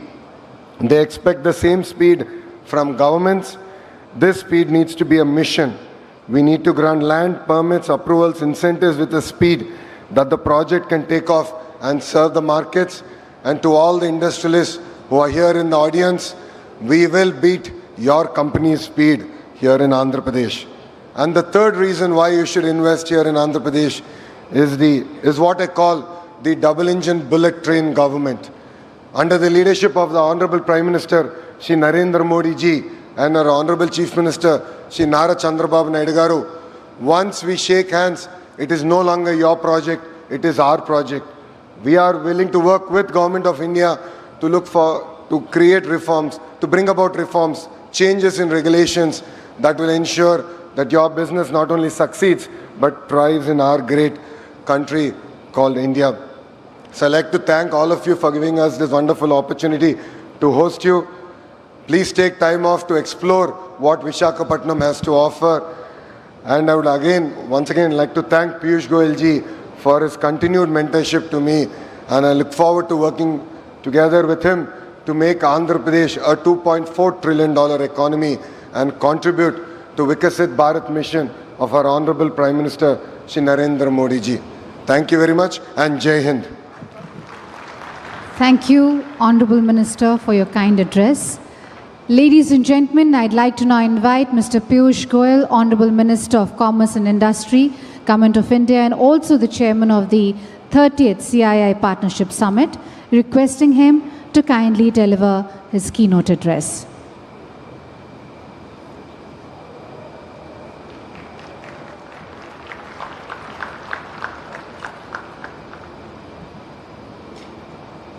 The very distinguished and eminent Vice President of India, Mahamahim Shri C.P. Radhakrishnan ji, the Honorable Governor of Andhra Pradesh, His Excellency Shri Syed Abdul Nazir ji, my good friend, my elder brother, and somebody with whom I have very deep relationship on a personal level and with whom I've worked very closely to evolve and devise several new ideas. Somebody who comes with a vision not only for the development of Andhra Pradesh but for the holistic development of India under the leadership of Prime Minister Narendra Modi towards Viksit Bharat 2047, a developed, a prosperous nation where every state of India will prosper, where every citizen of India will get a high, good quality of life, where every child born in Andhra Pradesh will have a bright future ahead of him. A visionary leader, Nara Chandrababu Naidu Garu, Honorable Chief Minister of Andhra Pradesh, my colleague in the Union Cabinet, a very young, dynamic Minister for Civil Aviation, Shri Ram Mohan Naidu Garu, the upcoming leader of Andhra Pradesh, somebody whom I have seen from a young age evolving into a leader of substance, a person committed to the development of his people, his state, and with a compassionate bent of mind, Nara Lokesh Garu, all the distinguished excellencies, my colleagues, ministers from across the globe, captains of industry, both from India and abroad, distinguished ladies and gentlemen, Namaskar. It is indeed an immense privilege to address the 30th edition of the CII Partnership Summit from the rich history of Satavahana Kingdom to its present status as a hub for steel, semiconductors and seafood. The Visakhapatnam region stands as a gateway to global trade. I extend warm greetings to the Honorable Vice President, whose distinguished career in public service and commitment to empowering the marginalized communities is an inspiration for all of us. One interesting fact about him, he is also affectionately called the Vajpayee of Coimbatore. I acknowledge and welcome Governor His Excellency Syed Abdul Nazir Ji, whose exemplary judicial career has strengthened our democratic foundations. And I congratulate Chief Minister Chandrababu Naidu for his bold Swarna Andhra Pradesh 2047 vision, which reflects how ambition, when coupled with tech-driven execution, can truly transform a state. Friends, we gather here today at an inflection point in global history. The world order that defined the past several decades is being rewritten. In this churning and tremendously volatile and uncertain, challenging times, in this Samudra Manthan that we witness, India stands as an oasis in the desert. Prime Minister Narendra Modi has very aptly said, and I quote, "For global peace, stability and prosperity, the world's most populous country must become self-reliant," unquote. We draw from our ancient wisdom of Vasudhaiva Kutumbakam. The world is one family. India's rise will benefit all of humanity. Let me share what guides our journey from a $4 trillion economy to a $35 trillion economy by 2047, when we will celebrate a developed nation, a prosperous India, celebrating 100 years of independence. Inspired by Chanakya's Arthashastra, I present three pillars that define Bharat's approach to navigating the new geo-economic order. 1. Prosperity through technology. India's technology story is one of democratization and trade. It talks of scale and speed. It focuses on talent and skill. We have built digital public infrastructure serving 1.4 billion Indians. UPI processes nearly half of all real-time payments globally, which is now being adopted by multiple countries. Aadhaar provides a digital identity to every Indian. We are building complete semiconductor ecosystems with a current $30 billion investment and growing. Our India AI mission is democratizing artificial intelligence for all Indians. Today, 1 billion Indians are connected to the net, and we have the second largest user base of ChatGPT across the globe. From the Mars mission to launching 104 satellites in one mission, we embody innovation at scale. We have achieved 500 gigawatts of installed power capacity, of which 51%, more than 250 gigawatt, comes from renewable energy sources. In the next 5 years, we plan to double our clean energy to 500 gigawatt, one of the fastest ramp-up witnessed anywhere in the world. To our international partners, India offers not just a market, but partnership for shared prosperity and mutual growth. Our young, aspirational engineering talent, our digital infrastructure, and our vibrant startup ecosystem provide the perfect launchpad for globally scalable solutions. Second, trust through righteousness, Vishwas through Dharma. In the new geo-economic order, trust is the most valuable currency. India has emerged as the world's trusted partner through consistent and principled engagement. During COVID-19, we supplied vaccines and medicines, most often free of charge, to over 100 countries around the world. This is Vasudhaiva Kutumbakam in practice.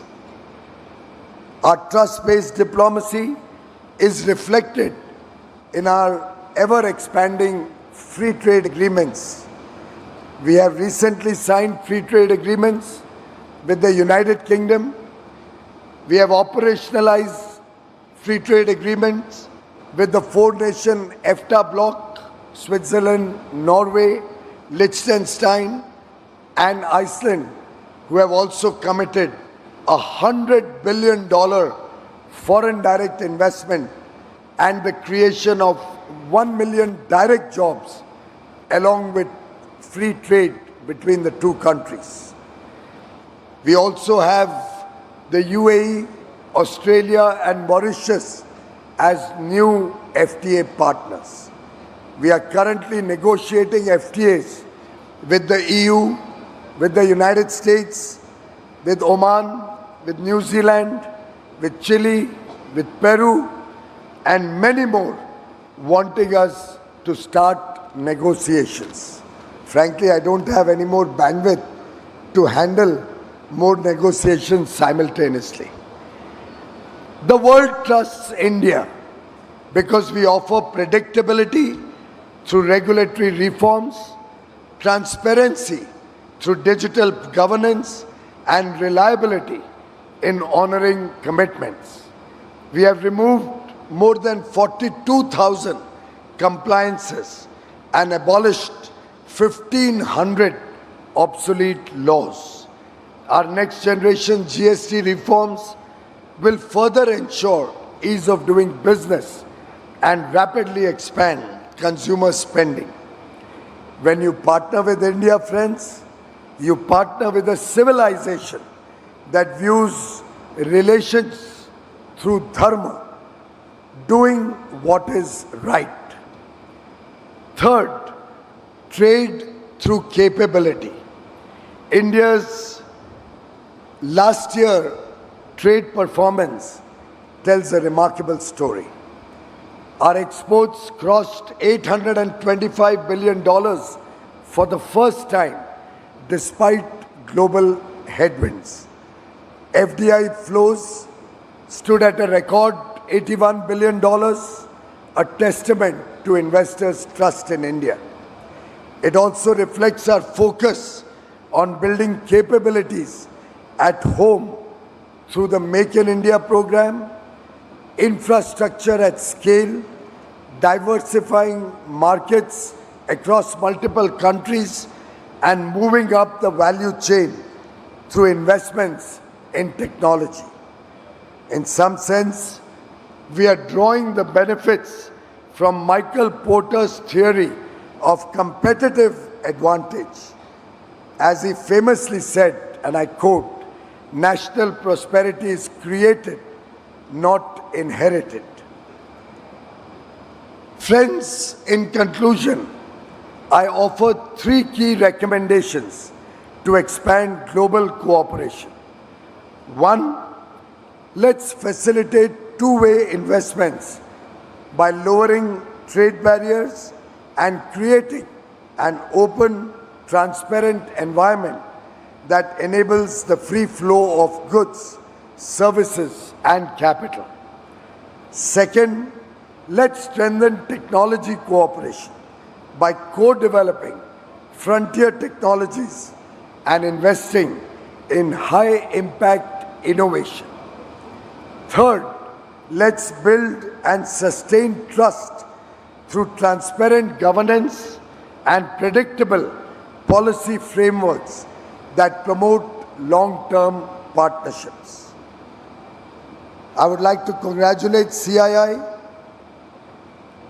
President Mr. Rajiv Memani and Secretary General Mr. Chandrajit Banerjee, the evergreen hero of the partnership between government and business, and somebody committed to the India story, somebody really passionate about his job.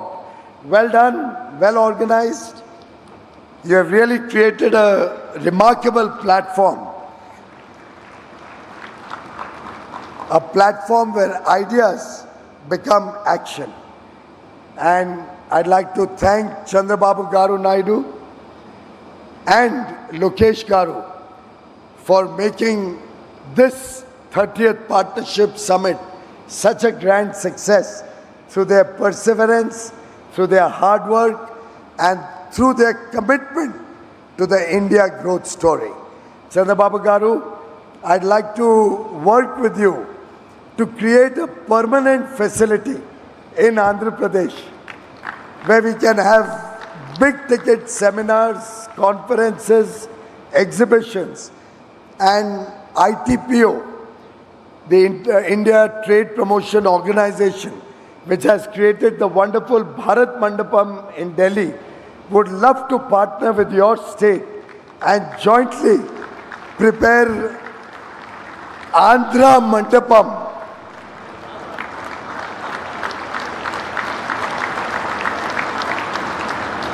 so that in the years to come, our partnership summit will not be under a marquee or a tent or temporary facilities, but will be at a world-class convention center,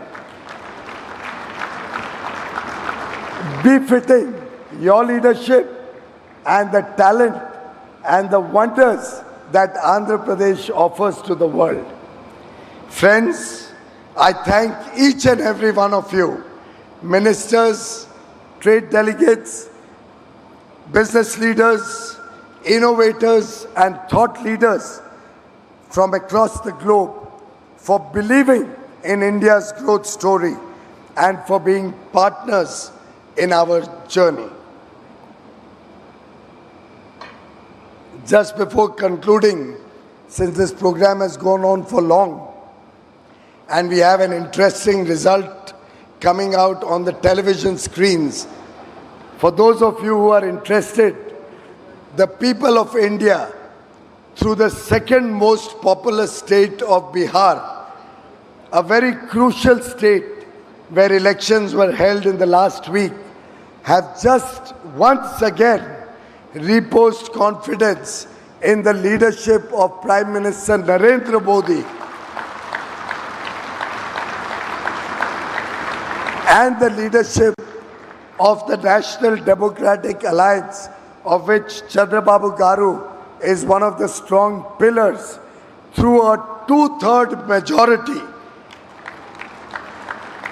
163 out of 243 seats, or rather 181. My God, this is growing faster than the India growth story. 181 seats out of 243, where the NDA candidates are leading as of now. And it seems this could change for the better. Thank you very much to the people of Bihar. Thank you very much to the people of India for their faith in Modi ji's leadership, for their faith in the leadership of the National Democratic Alliance, our leader Nitish Kumar, the Chief Minister of Bihar, and for their commitment to the India story of Viksit Bharat 2047. Jai Hind, thank you very much. Thank you, Honorable Minister Shri Piyush Goyal ji, for your notable keynote address. Ladies and gentlemen, I would like to now invite Shri N. Chandrababu Naidu, Honorable Chief Minister of Andhra Pradesh and the co-chair of the 30th CII Partnership Summit, requesting him to kindly deliver the keynote address.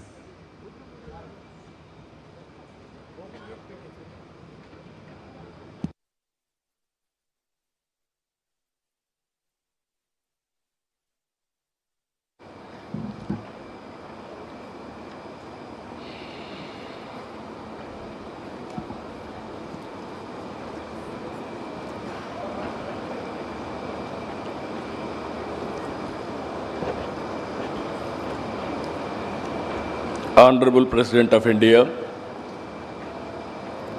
Sri C.P. Radhakrishnan Garu,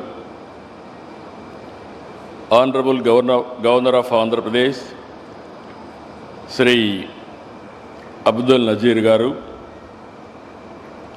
Honorable Union Minister for Commerce and Industry, Government of India, Sri Piyush Goyal Garu, Honorable Union Minister Ram Mohan Naidu Garu, Chandrasekhar Garu, Bhupati Raj Srinivas Verma Garu, President, Confederation of Indian Industry, Rajiv Memani Garu, Director General, Confederation of Indian Industry, Chandrajit Banerjee Garu, Honorable Ministers from my cabinet, Nara Lokesh Garu, T.G. Bharat Garu, Nadella Manohar Garu, industrialist on the dais, Suchitra Ella Garu, Sanjeev Bajaj Garu, G.M. Rao Garu,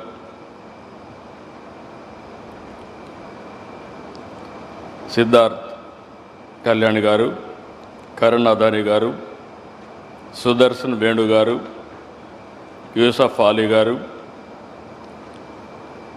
Kamineni Shobana Garu, Chief Secretary Vijayanand Garu, His Excellencies from different countries, and also today it is very important day in my life. Nearly 522 international participants, nearly 72 countries are representing, and so many overseas ministers, national leaders, business leaders, nearly 600, local prospective and existing entrepreneurs, nearly 1,500. Totally 2,500 participants are here. I welcome all of you. All the best for all of us. Today, I have heard so many speeches from all our leaders, stalwarts. If you see here, you are in Visakhapatnam for the last 2 days. Visakhapatnam is a beautiful city in India. Even some of the countries you may not have this type of place. Excellent beaches, beautiful sea, and also beautiful hills, and at the same time beautiful people and safest place.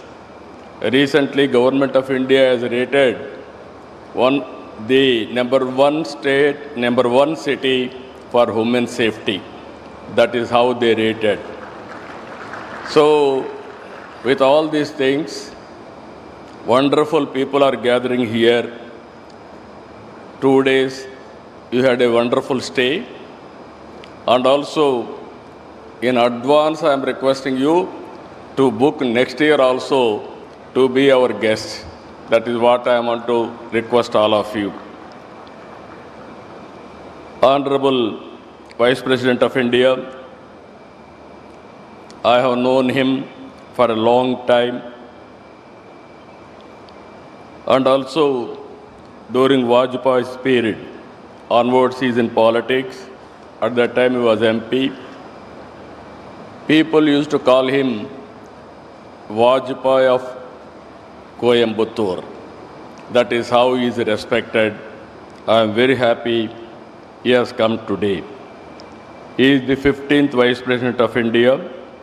He is a shining example of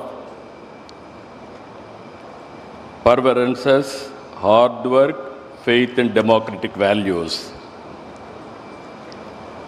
And also, I know him intimately.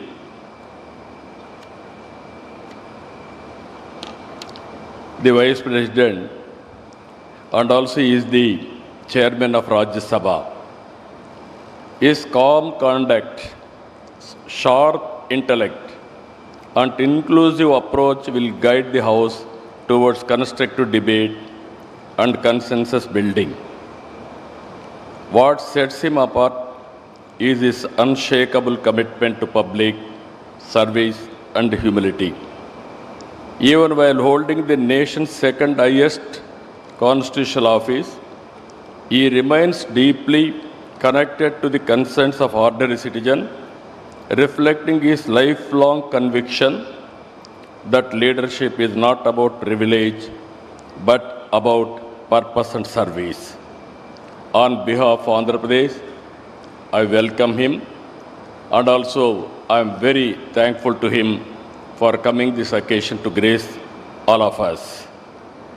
Our Honorable Prime Governor, you are all watching, is very strong in legal field, and also he is guiding me to take Andhra Pradesh forward. I had a long association with Piyush ji. He is very dynamic and also very creative. Under his leadership, I am very confident India will emerge best destination for investment. I am assuring you, with all your good words, you can do business in Andhra Pradesh. Andhra Pradesh will be a gateway for investment, and India will be future destination. Nobody can change it. And also CII, I had a long association. Out of 30 CII partnerships, 7 were hosted from Andhra Pradesh. That is our credibility. Today, President and also Chandrajit Banerjee, they are working extraordinarily, and also the amount of response overseas because of our CII, I really appreciate him. And also if you see today, all investors are here. Just now, our Honorable Minister has announced Bihar elections. One example I am telling you. Bihar elections, last time NDA has won, we have won, present government. And at the same time today, as of now, 190 seats they are going to win. By end of this meeting, around 200 seats they are going to win, NDA. It shows people are with Narendra Modi ji. It is going to happen permanently. No other country, no other leader is enjoying people trust. I can say in a democratic country, only Narendra Modi ji is only the man who is enjoying absolute confidence and trust.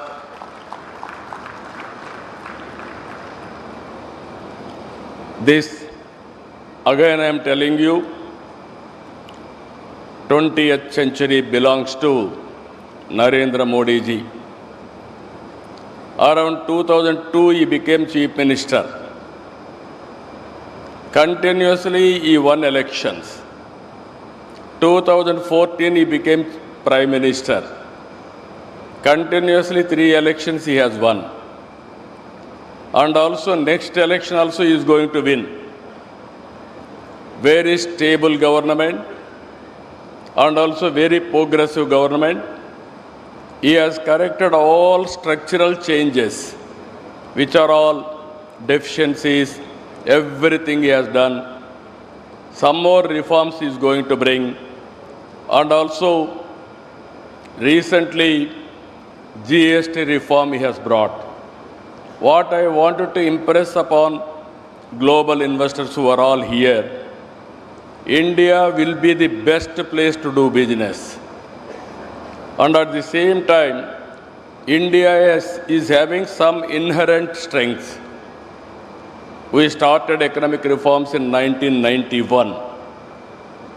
Mid-90s, we are able to take first more advantage about technology. India is only the country which is enjoying demographic dividend advantage. With all these things again, right time, right leader, right place, that is Narendra Modi ji.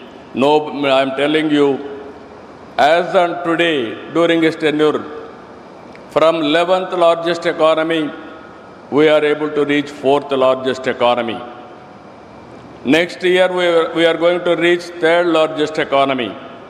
By 2047, India will be #1 economy. It is unstoppable. It is going to happen. This is the strength of India as on today. Regarding Andhra Pradesh, you are all aware, excellent natural advantages.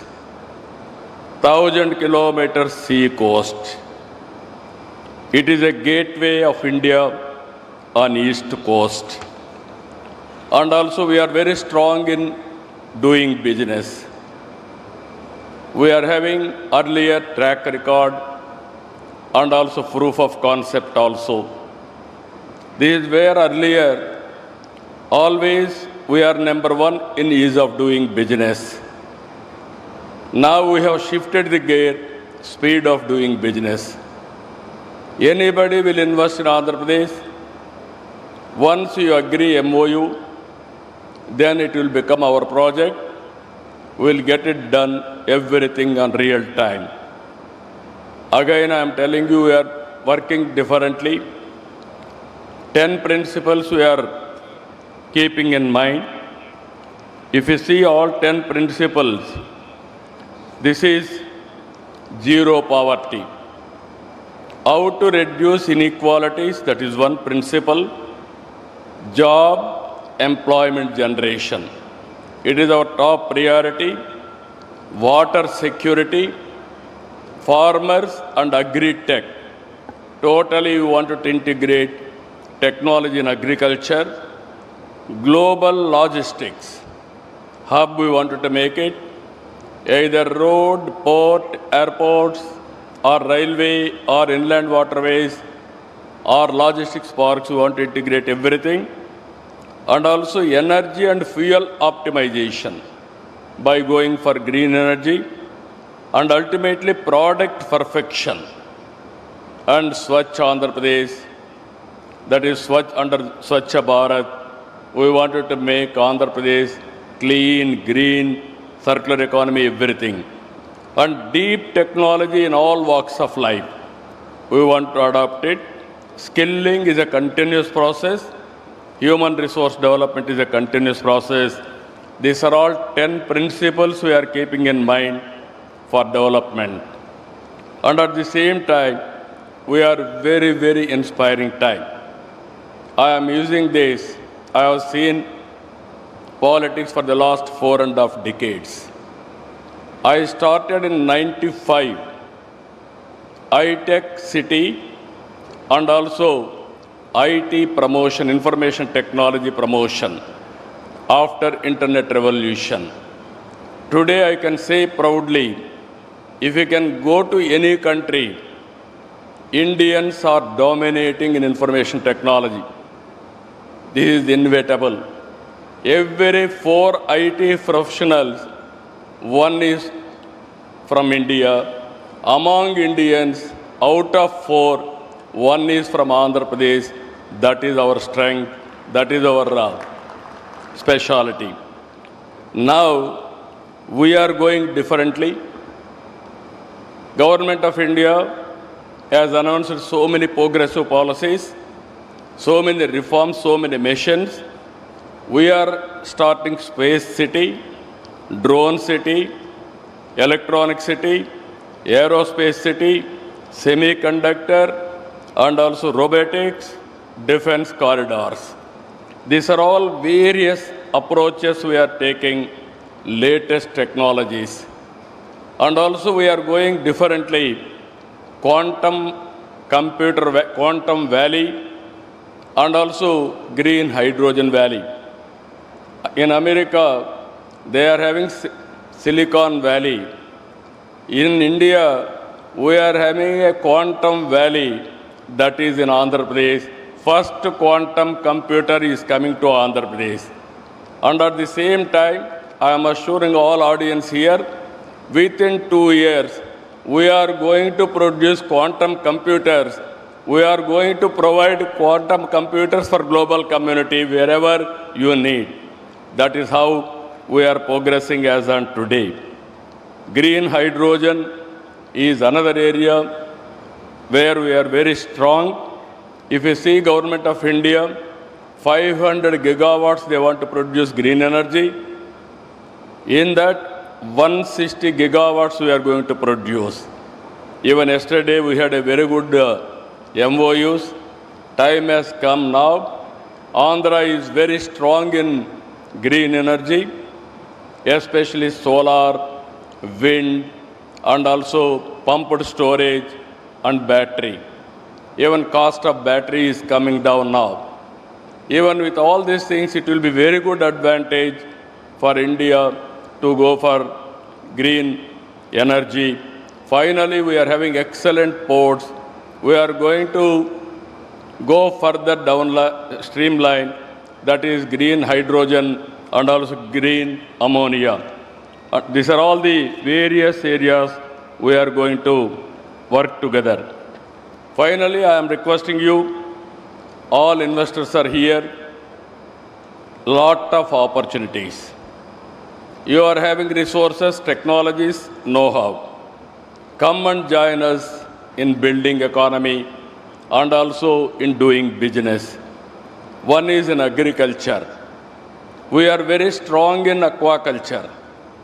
We are very strong in horticulture and also commercial crops, especially dairy and also coffee, spices. Wherever it is possible, we are very strong.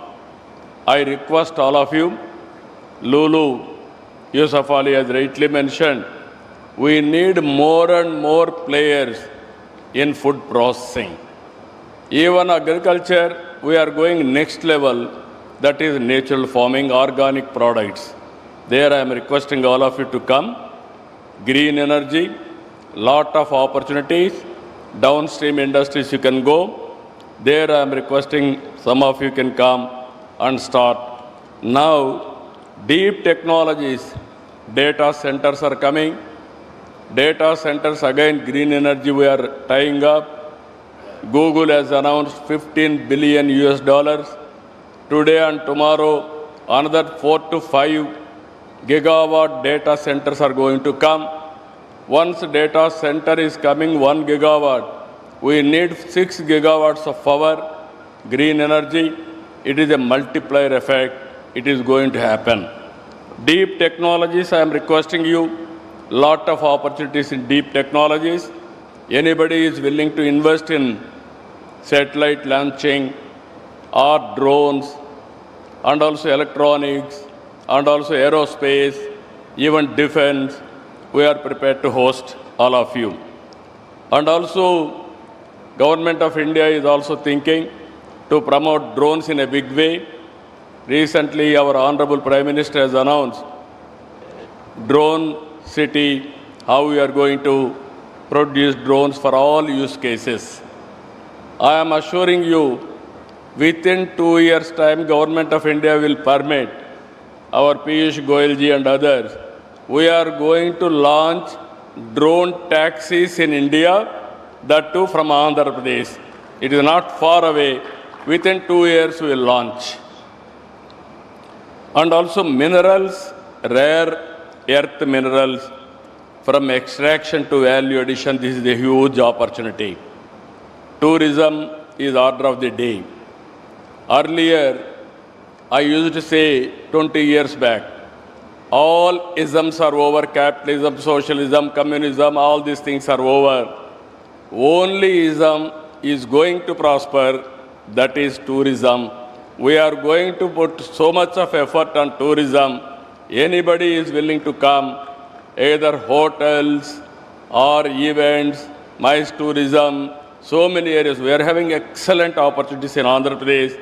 I am requesting you to come and set up industries or investments in tourism. And also logistics is one of the biggest area. Either ports, airports, roads investment, and also we are focusing on railway, and also ultimately logistics parks, dry ports, inland waterways. These are all various opportunities available for all of you. And also pharma, we are very strong. We wanted to go further. Healthcare, we are focusing in a big way. Healthcare and well-being, these are all the another areas. These are all what I wanted to impress upon all of you. Lot of opportunities available for you. We can offer all these things for you in course of time. To accelerate industrial innovation, Andhra Pradesh is nurturing a robust startup ecosystem integrated with our universities and industrial clusters. The Andhra Pradesh Innovation Mission is supporting entrepreneurs in sectors like deep tech, med tech, agri-tech, and EV technology. We are also leveraging artificial intelligence, Internet of Things, and data analytics to strengthen governance, logistics, and industry operations. Our young workforce, talented, disciplined, and multilingual, is one of our greatest assets. Just now, these are all our strengths I want to place before you. Again, same time next year, I am requesting CII and the Government of India to host CII partnership in a big way or modified way, improved version. We are going to host in Visakhapatnam. I request all of you to reserve from now itself and have business with Andhra Pradesh. And also our minister has rightly mentioned one more announcement, that is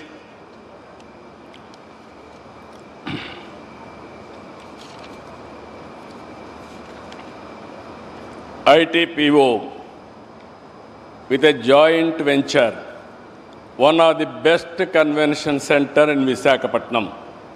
There is a beautiful hill. I will give land. Very soon I am requesting you to come and inaugurate. On the top of the hill, facing towards sea. Nowhere in the world this type of place. That is the place I am providing. All industrialists I am requesting have second home in Visakhapatnam. That is the beautiful place, beautiful people, and also you will enjoy.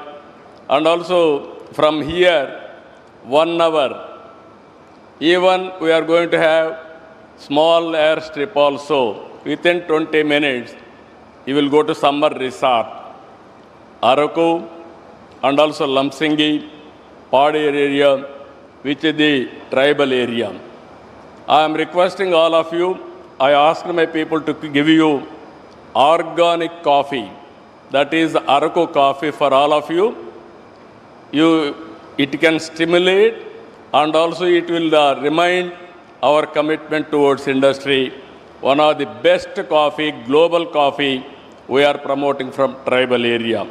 And also, anyway, you are going to leave tomorrow.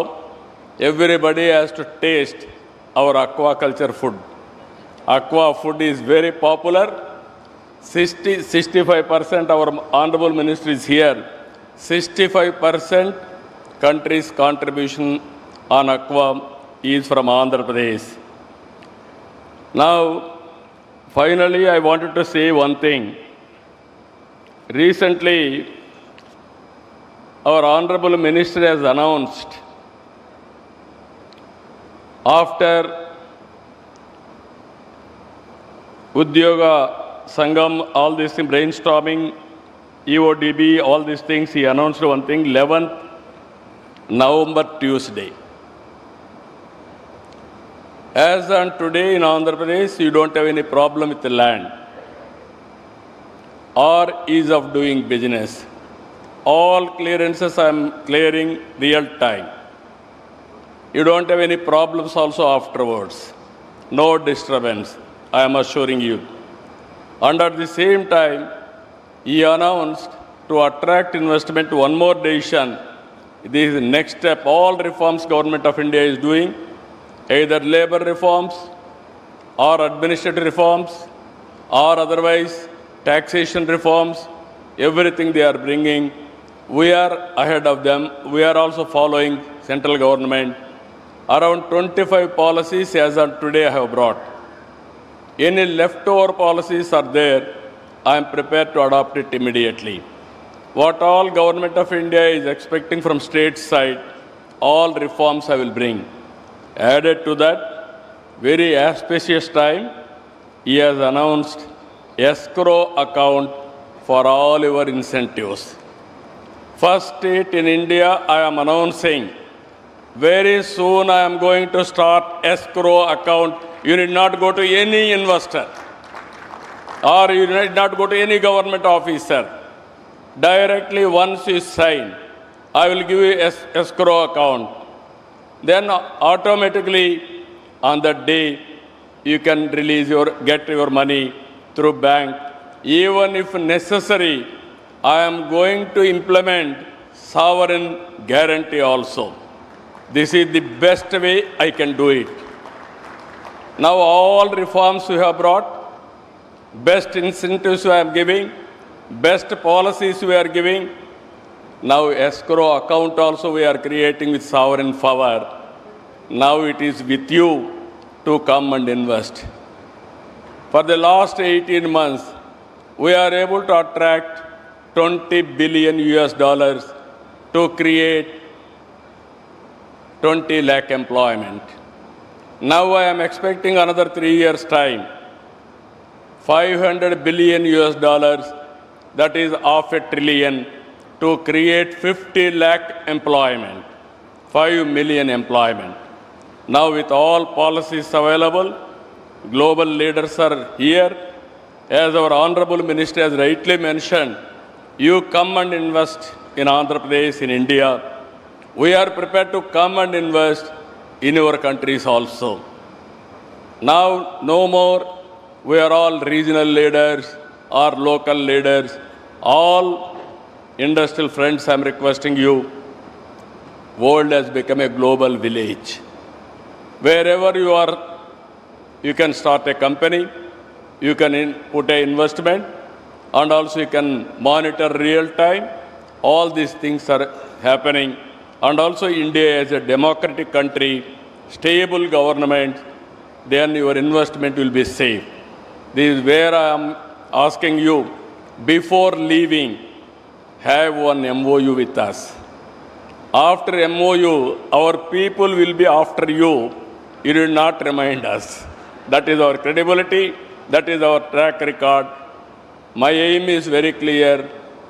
I wanted to attract over a period of time, minimum 10 years, $1 trillion investment in Andhra Pradesh and also India, you can imagine. Ultimately, I wanted to create wealthy, healthy, happy society. For that, we need investors, we need investment, and also we have to cater our welfare programs and empowerment for the needy people. With this, I am thanking all of you. Today and tomorrow, we are here. We are going to do some more business.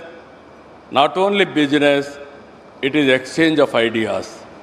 It is networking, understanding each other, knowing what is happening globally.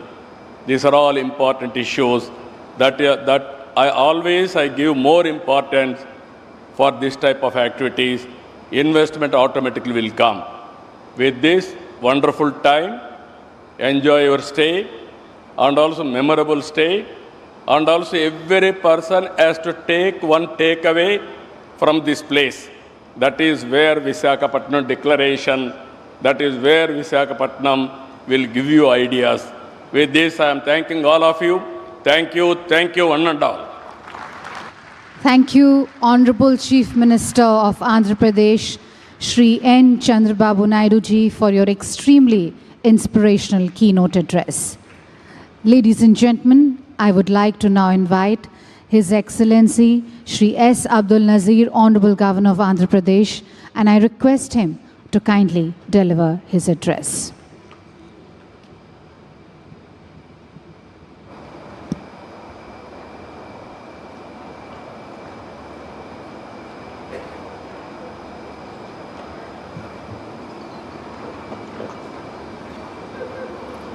Honorable Vice President of India, Shri C.P. Radhakrishnan ji, other dignitaries on the dais and off the dais, I think after listening to our Honorable Chief Minister, I need not speak, I suppose. Only a few sentences, right? It gives me great pleasure to be a part of the inaugural session of the 30th edition of the CII Partnership Summit here today in the beautiful coastal city of Visakhapatnam, also known as City of Destiny. This summit, jointly hosted by the Government of Andhra Pradesh, the Ministry of Commerce and Industry, Government of India, and CII. CII is one of India's most respected global business platform. It's an honor that Andhra Pradesh is hosting this prestigious event for the 8th time, a reflection of Andhra Pradesh's growing prominence as a hub of investment, trade, and innovation. This year's theme, Technology, Trust and Trade, Navigating the New Geo-Economic Order, could not be more timely. The world is at an inflection point where technology and sustainability are reshaping economies and where collaboration, not competition, will define progress. With 7 key thematic tracks, more than 2,500 delegates participating from over 45 countries, and representation from leading multilateral organizations, this summit truly reflects the spirit of global cooperation. Make in India, the pioneering and visionary initiative launched by Honorable Prime Minister Shri Narendra Modi ji 10 years ago, has been a pivotal step to facilitate investment, foster innovation, enhance skill development, protect intellectual property, and build best-in-class manufacturing infrastructure, making India the focus of global attention. Under the visionary leadership of our Honorable Chief Minister, Shri Nara Chandrababu Naidu Garu, Andhra Pradesh has set its sights on becoming a future-ready, innovation-driven state. From IT and advanced manufacturing to quantum technologies and green hydrogen, Andhra Pradesh is emerging as a trusted partner in India's growth story and a key player in the global transition towards sustainable future. Let us together make this 30th edition of the Partnership Summit a celebration of collaboration and confidence, where every handshake leads to a new opportunity and every idea becomes a force for shared prosperity, shaping the future generation to come. Thank you very much. Jai Hind.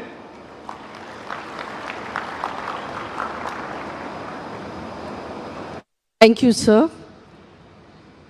Ladies and gentlemen, I would now like to invite His Excellency, Honorable Vice President of India, Shri C.P. Radhakrishnan ji, and request him to kindly deliver his address.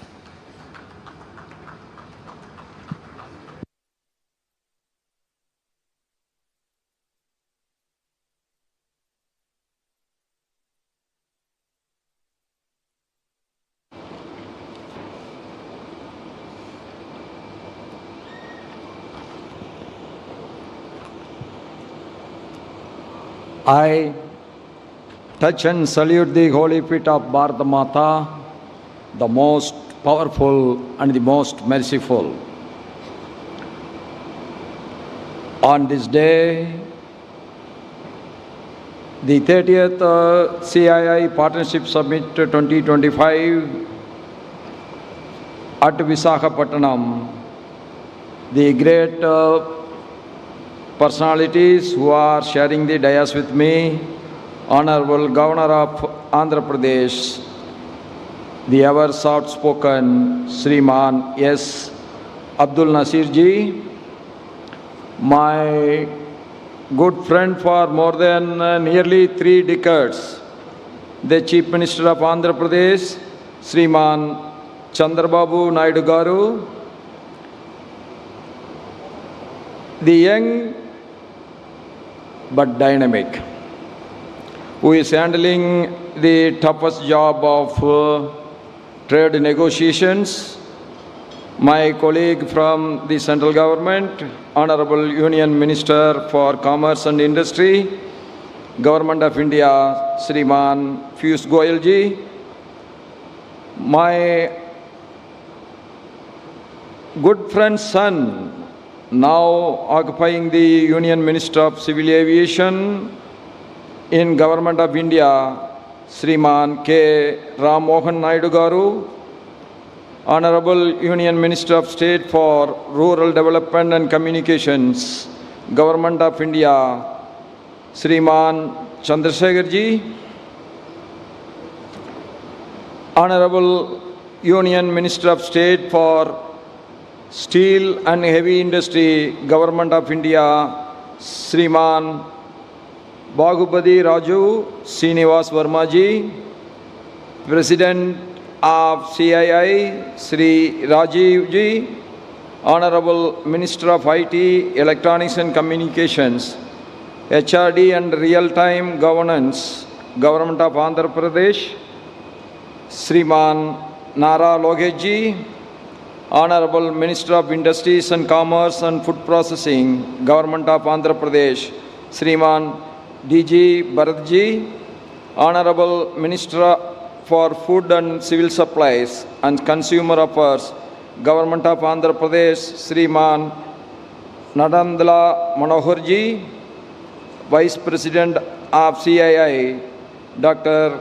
Suchitra K. Ella, Managing Director of Bajaj Finance Service, Sri Sanjeev Basaj ji, the DG of CII, Sri Chandrajit Banerjee ji, Chairperson of GMR Group, Sri GM Rao Garu, Managing Director Bharat Forge, Sri Amit Kalyani ji, Managing Director of Adani Ports and Special Economic Zone Limited, Sri Karan Adani ji, Managing Director of TVS Motors, Sriman Sudarshan Venu ji, Chairman and Managing Director of Lulu Group of International, Sriman M.A. Yusuf Ali ji, Secretary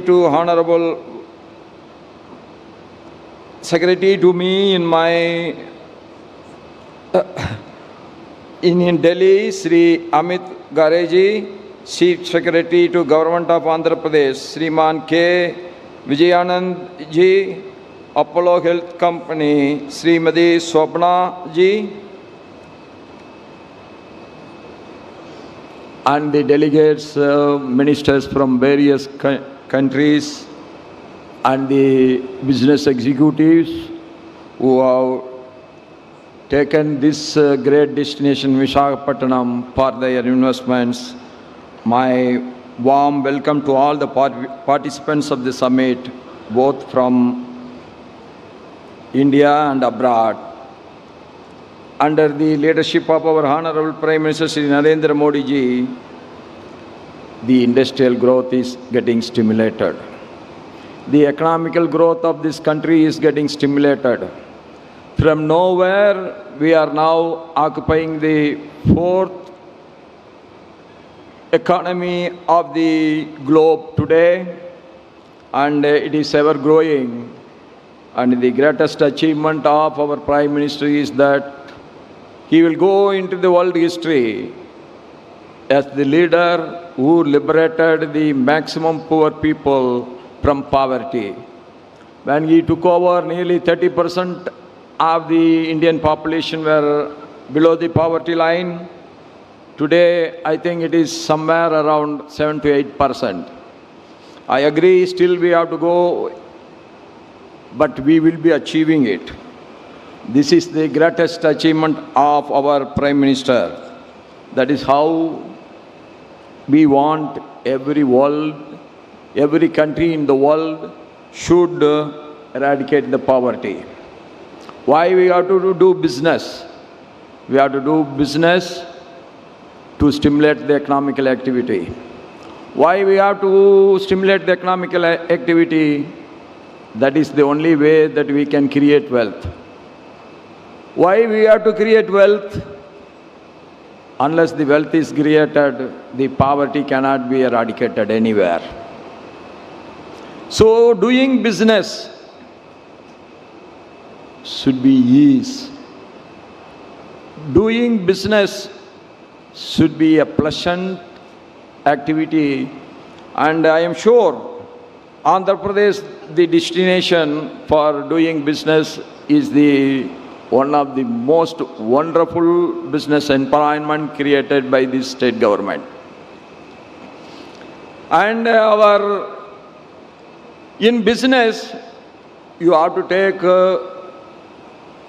the life achievements of the Andhra Pradesh Chief Minister Chandrababu Garu as a role model.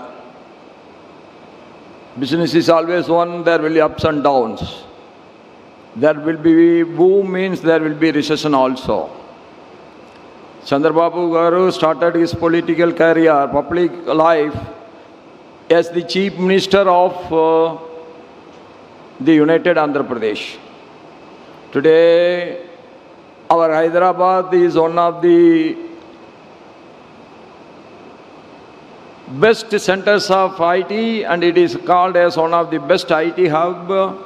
It is all because of his hard work. He was the leader. How the modern economical development can take place. But unfortunately, the state has divided into two. All the hard work what he have put in, that area has gone with the other side of Andhra Pradesh, that is Telangana, and he has to start again from A. But what the most interesting thing what I have seen in his face is, when I have seen him nearly 3 decades back, the same enthusiasm, the same inspiration, the same apathy for development, what he has done there, he started here again in Andhra Pradesh. At no time, he is attracting so much of investments from all parts of the world. Every developed economy, every big companies want to invest in Andhra Pradesh. That is because of his inspiration to attract the investors. That is, he is creating an atmosphere where the investors feel very safe, the investors feel they are guaranteed, and the investors feel that ease of doing business is not on paper but in practice. That is the ability of our Chief Minister, and I am appreciating all his efforts all the time. And this summit is one of the wonderful summit, and this is going to be one of the most successful summit also. And you have seen both how the state and central governments are working together. The central minister wants, not in the next convention should not be in a temporary shed, it should be in the most internationally appreciable venue, and also one of the best building that has to be created. That is shows the interest, that shows that we want to achieve, that shows that we want to grow. And both the center and the state are working together. The achievements are immense. To achieve a great targets is easy. That is what I have seen in both the speeches of the Chief Minister and our Central Minister, Piyush Goyal ji. And I am again telling, the ease of business is going to be one of the best in India, because the reforms are taking place in every sector. Reforms in labor laws, reforms in tax system, reforms in creating infrastructure. Anything you name, there the reforms is taking place under the able leadership of our Prime Minister Narendra Modi ji. That is the reason that from nowhere we are today the fourth largest economy. And I am sure this is the right time for you to invest in the fastest growing economy of the world. You have come in the right time, you have come to the right place, you have come with the right ideas. That means the success is going to be yours. Any sector, whether it is food process, whether it is blue economy or green economy, this is the right time to invest in India, and you all are welcome. We all know that business is based on commitment, one. Second is our commitment towards the commitments. Then the third one is the commitments by the governments that also should be honored. That all the three are happening together, that means business is going to be the most successful one. It is an honor and privilege for me to participate in this along with you. And the e-governance and the digital infrastructure have also reduced the transaction cost, improved transparency, and enhanced the ease of doing business. These developments have made us a reliable and efficient partner in global trade. By merging technology with commerce, we have now become a knowledge-driven economy, and you are a part of it. And I am always telling, it's not only the investment should be made at the right time. Like you have to hit the iron when it is really hot. Like that, it is the time to invest in India, it is the time to invest in Andhra Pradesh, it is the time to invest in a trillion economic zone which our Chief Minister wants to create in and around Visakhapatnam.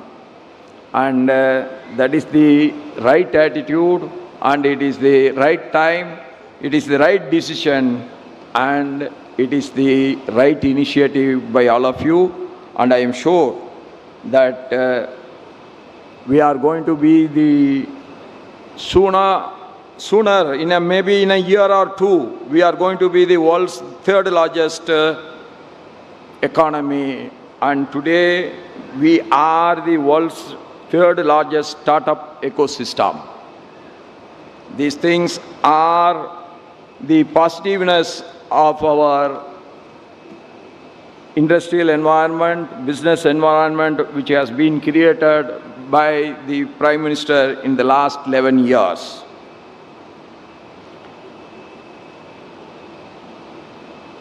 Energy sector of our country, our goals offer new opportunities at present we have crossed the total installed electricity generation capacity of 500 gigawatts. Non-fossil fuel sources including renewable energy, hydro, nuclear account for over 51% of the total capacity. We can soon become a global hub for clean technology exports. We want to grow, at the same time we have to protect the environment.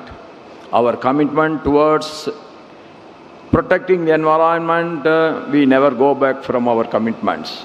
Even the big economies also now want to go back from their commitment, but we never. India is one country which made a commitment, means that is a commitment for lifetime. It will never go back.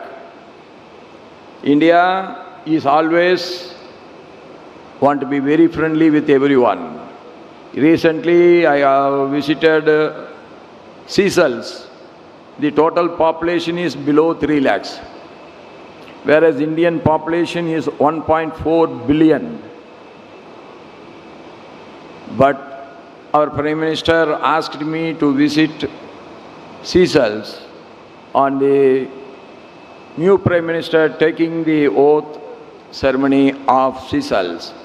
That shows whether a country is big or small, India wants to treat every country equally. That is the greatness of India. We never want to dictate terms to anyone. That is the greatness of us. Like that, we never want to hear dictations from anyone. We want to complement each other. We want to grow together. That is the great policy of India. That is why India is growing today, but at the same time, India is friendly with everyone. Yes, that we all must grow together. That is the aim of us. If we all want to grow together, that means not at the cost of the other, but by taking the interest of each other together, we want to grow together. And I am sure all your initiative, all your interest, all your enthusiasm, what you are showing today, that is going to make this 1 trillion economic zone of Visakhapatnam is going to be the most successful one in the coming years. With this, I pray to God that all your good efforts, all your efforts in the future should be very, very successful. And I thank one and all, everyone, for this opportunity to share my views with you. Thank you.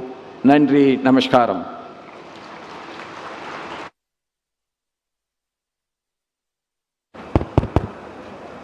Thank you, Your Excellency, Honorable Vice President of India, Shri C.P. Radhakrishnan Ji, for your notable and inspirational address. Ladies and gentlemen, I would like to now request Honorable Chief Minister of Andhra Pradesh, Shri N. Chandrababu Naidu Ji, to kindly present a memento to His Excellency, Honorable Vice President of India. This is a small token of appreciation, respect, and honor.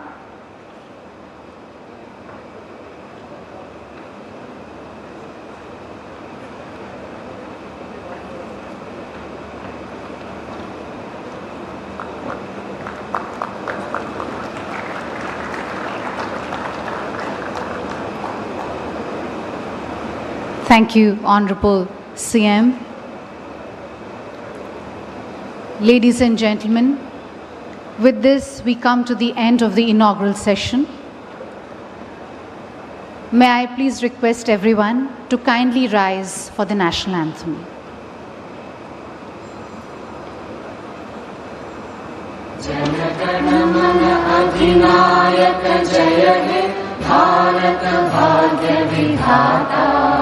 Punjab Sindh Gujarat Maratha Dravida Utkal बंगा विंध्य हिमाचल यमुना गंगा उच्चल जलधितरङ्गा तव शुभ नामे जागे तव शुभ आशीष मांगे गाहे तव जय गाथा जन गण मंगलदायक जय हे भारत भाग्य विधाता जय हे जय हे जय हे जय जय जय जय हे.